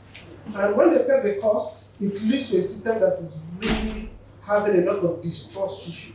And when you have trust, I think, again, economists told us that when you have trade, interaction, especially in digital spaces, trust matters. If you really don't build trust around it, we're actually not going to really achieve a lot. So I want to talk to this afternoon around what are the data governance issues that are arising from a use of AI. And this is based on the survey we conducted. We just didn't only ask them about what happens to them or how are they using AI. We also asked about what are the concerns and vulnerabilities that firms really think could emerge out of this, and how do they think they could mitigate those challenges. And let me start. I don't know who have watched How to Kill a Monkey here? Who has watched the film? I mean, it's a new film, just released. Oh, very few people. Okay. Why I ask is that you understand my discussion better if you have watched the film. It's about people doing fraudster, right? And the film is a story about how they brought in AI, and the business comes from very micro to kind of large. I mean, they were doing times 1,000 on what they are doing. But they are doing times 1,000 on what?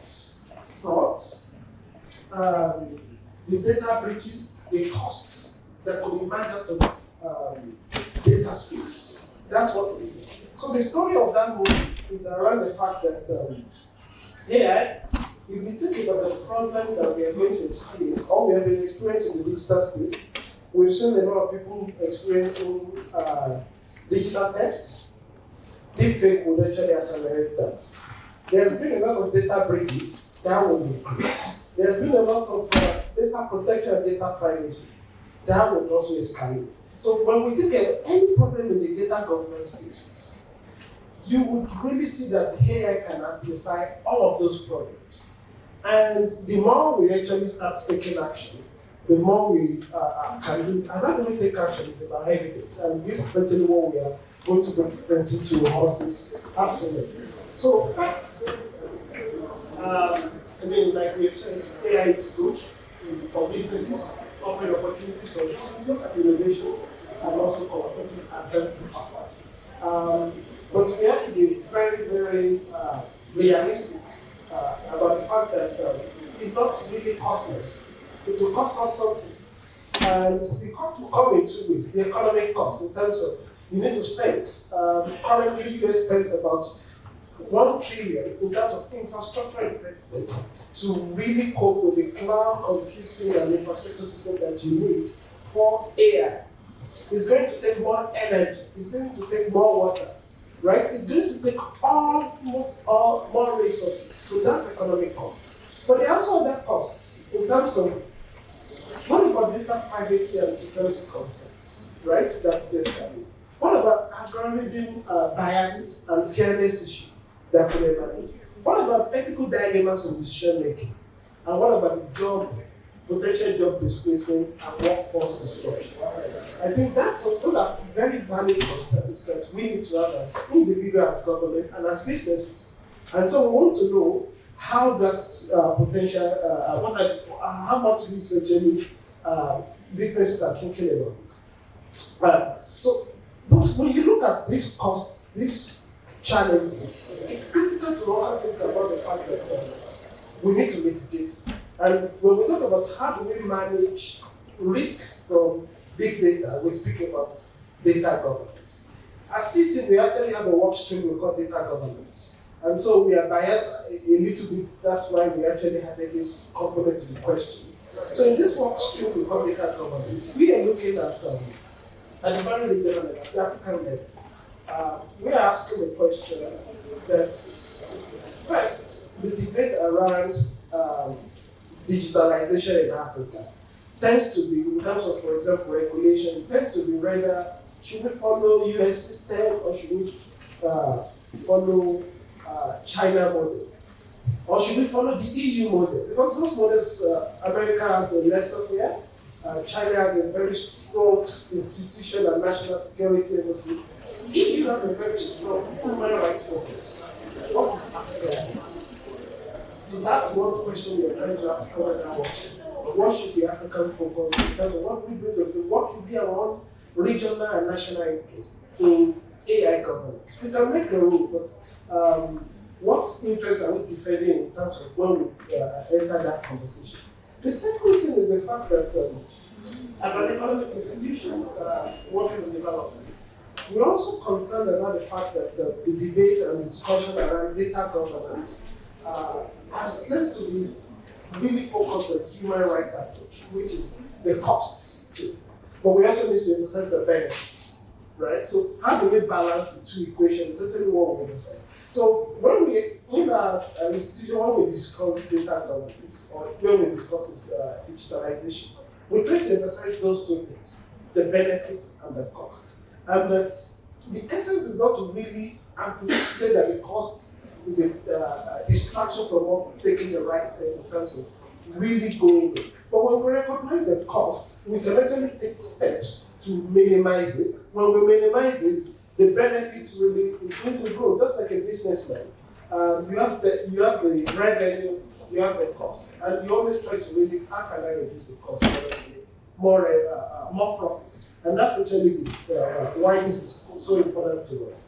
It's also not, so in the data governance workstream, these are part of questions. I think some people might have seen that we're actually launching next month our African Data Fellowship, which is going to be bringing in fellows from all African countries, whereby we'll be discussing also issues different issues around data governance. Some of the issues that the fellows will be looking into the ethical data stewardship, data sharing, access control, AI governance and responsible innovation, digital public infrastructure, cross-border data flow, interoperability, standards, and APIs. But these are just what we're working on. So it's telling you the fact that all of this is the kind of forms or dimensions of data governance that is of critical interest to us. But it's of interest to us not because we're just interested in this, but because it's quite crucial. When we talked about AI, like I said, every problem we talked about in data governance, when you bring in AI, just recognize it or raise it to the power of 10. That is how much AI will complicate that situation. And I can give you examples of this. So these are some of the emerging threats that people we've started really seeing, even with AI. The first story is about the story of AI Canada reform scheme. So what happened in 2014? 2024, it's someone actually go into this website of the airline. They browsed and asked the information. He was chatting with the chatbot, basically, and the chatbot gave the recommendation that you are entitled to your refunds on your purchase of this. Relying on that information, the person made that purchase, But when we reached out for refunds, there was no refund. They said the chatbot is on its own, it's independent, it doesn't speak for them. So the matter went to court, and the judgment came in to say that you have to pay back because it represents you. So the problem is about misinterpretation of policy due to unsupervised AI. And that's raised the issue of the need for accountability and proper AI training based on verified rules. So it just really speaks to the fact that there may be many challenges. So even as firms think about let's deploy these tools, there are a lot of concerns. So there are many concerns that we highlight in the report. So when we share the report, we highlight a lot of it, both globally, regionally, and in Nigeria. So in Nigeria, some of the key issues that we have seen is data breaches, whereby, there was a case of this best film data breach, whereby if you go online, you can actually buy someone's NIN for as low as 100 naira. They were selling it. People were even hustling NIN numbers of people. So, and what caused this? This is actually some people actually were able to access the infrastructure of a credit loan institution in Nigeria. So just imagine you are trying to, your bank, someone gets into it, and all the information is out there for someone to just explain. And those are the kind of problems that might likely to emerge. But we are telling us in this slide that these concerns are already there. It's not likely. We are already seeing them. And so how are companies really thinking about this? So this next slide also talked about, also in Nigeria, there has actually been a study that talks about cost of data breaches by industry. Interestingly, I think in that last presentation, someone speak to the fact that they are working in the health sector. Already we've seen that the costs actually tends to be very high in health sector and financial sector. So those are very critical, sensitive industry. And already, they've already started experiencing breaches. The economic cost is already growing. As you can see, for example, you can see it growing from 2023 to 2024. So again, we are saying here that these are kind of a justification. When we actually went out to engage firms, we are not just really asking them about AI and what AI will do. We are also asking them, are they thinking about some of these challenges that could emerge? And are they capable enough to really mitigate those challenges? So we asked them about a lot of questions.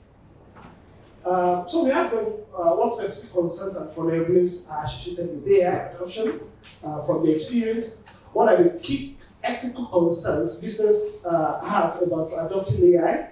What are the data governance practices firms are putting in place to support responsible AI use? What measures are being taken to prevent data breaches and protect sensitive information?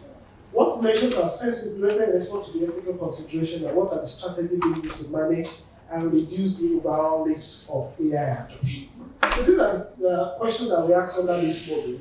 And so I will be showing you the results that came out of firm responses. The first one, what are the concerns and vulnerabilities of AI adoption by firms? So we asked this question not just in terms of the data breaches, but also in terms of economic cost, in terms of whether cost of implementation, maintenance cost, but also job displacement. The positive thing, or the positive side of the findings is that most firms exhibit what we call, or what we usually call in survey, optimism bias, right? So, optimism bias means that if you ask someone, are you poor? You are likely going to say, I'm not poor, right? In fact, when you do subjective, when government or enterprises do subjective kind of poverty analysis, when they ask people, are you poor? You find out that there is always lower level of number of people that will say, I'm poor, right? Maybe because the Bible says, let the weak say I'm strong, right? But so those are kind of optimism bias. So we see that many firms really say, and really alluded to the fact that these concerns is either null, minor, or moderate. The one that says those concerns are major are actually not in any case. We don't record 50% of them saying any concern is 50%. So that's a positive thing that firms are optimistic that the concerns are not so big. But even at that, there are some areas that we see very, very significant areas whereby they express major and significant concern. And the two key areas where we see where people raise major concerns of vulnerability is implementation costs and maintenance costs. They are highlighted as the two areas where we recorded where we see the uptick in the cost of in terms of concerns and vulnerabilities. In terms of core data concerns, the area where they also raise concern is around security, data accuracy, and reliability, and data privacy. So they are concerned that some of the data, how do I rely on this fully, given that there are a lot of suggestion that there is hallucination in AI models, how do I completely rely on it, and how do I really combine this with existing structure? And I think that's quite interesting that one, it is the economic concern that is the major one, followed by some of the data concerns like around security, accuracy, and reliability. One thing that is actually very interesting in our findings is the fact that we asked them, among this concern, if you look at the analysis, one area that most firms are less concerned or see as an issue is job displacement and skills personnel. And when you talk to anybody in the public around AI and AI risk, it will disrupt jobs. A lot of people will lose jobs. But if you look at the lists, if you look at, for example, here you see that we have no concern at all.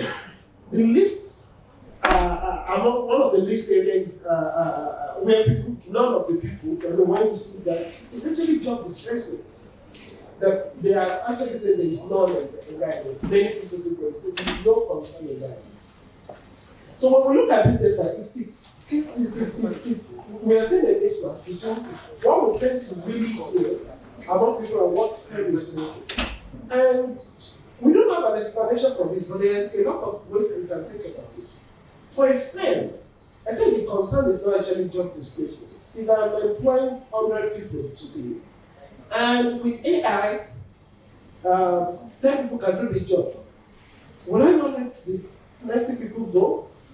So what I'm saying is, in terms of job displacement, firms are not thinking about this. It's not a concern because it's an advantage for them to really let them go. But for individuals like us, for government, it's a concern. So one of the key things we are emphasizing in this finding is that sometimes some of the implication, the firms are not really concerned about it, or they are not thinking about it, but it's one implication of the society. And if society didn't really take this concern vulnerability very seriously, and we left it to firm alone to really address it, part of the question is, if I'm not concerned about job displacement, it might be that if AI can make sure that I can reduce my workforce by 10%, by 50%, by 90%, how will go ahead and do it, right? So those are kind of not a concern for a firm, but it's a concern for government. It's a concern for the society as well. So those are kind of, key things that this study speaks to. When we, so the question here is around just looking at the same findings across both large, small, medium, and small firms, and the results really speak to the same thing. The key concern is always economic costs. The least concern is around job displacement, right? So that just speaks to the fact that if we're thinking in terms of firms are thinking in terms of the economic cost of really taking it, they want to take it and they think if they can incur the cost and get the benefit. That's actually needed, but less concerned about the job displacement conversation. So what are the ethical concerns about AI adoption? I mean, there's been a lot of conversation around ethics of AI. For example, one concern is around privacy, property rights. If AI generates a content, who owns it? Is it the AI firm, or the person that really initiated the prompts, or even the set of people that are behind the data that AI used in generating the prompt? Who is the owner of that? So those are ethical issues in terms of the property right. But there are also other ethical concerns in terms of transparency, and can we really explain what AI is? Because AI is a black hole, box, is a black box that it gives you what rationale we don't know. We don't. What about sustainability? What about safety and security? Right to privacy and data protection, responsibility and accountable use, fairness and non-discrimination, awareness and literacy. Again, when we look around those ethical concerns, the factors that actually appear very significant across sector, safety and security, consistently rank high in terms of, is it safe? Is it secure for use? Are they much concerned? There are also, I mean that reflects issues around data breaches that we talked about, biases in terms of output, and also the possibility that they also consider that AI system can fail. Many business recognize stakeholders will lack adequate understanding of AI, and I think that's also something that appeared very significant in our findings. If you look at this last one, it's emerging digital literacy and awareness, because there is a concern that if people are not aware, if there is no appropriate digital education, there also might be risk of misuse and distrust between the AI different processes. So those are kind of concerns. But we also find a lot of people also raise an issue around fairness in the algorithm, whether we can explain the issue of non-discrimination.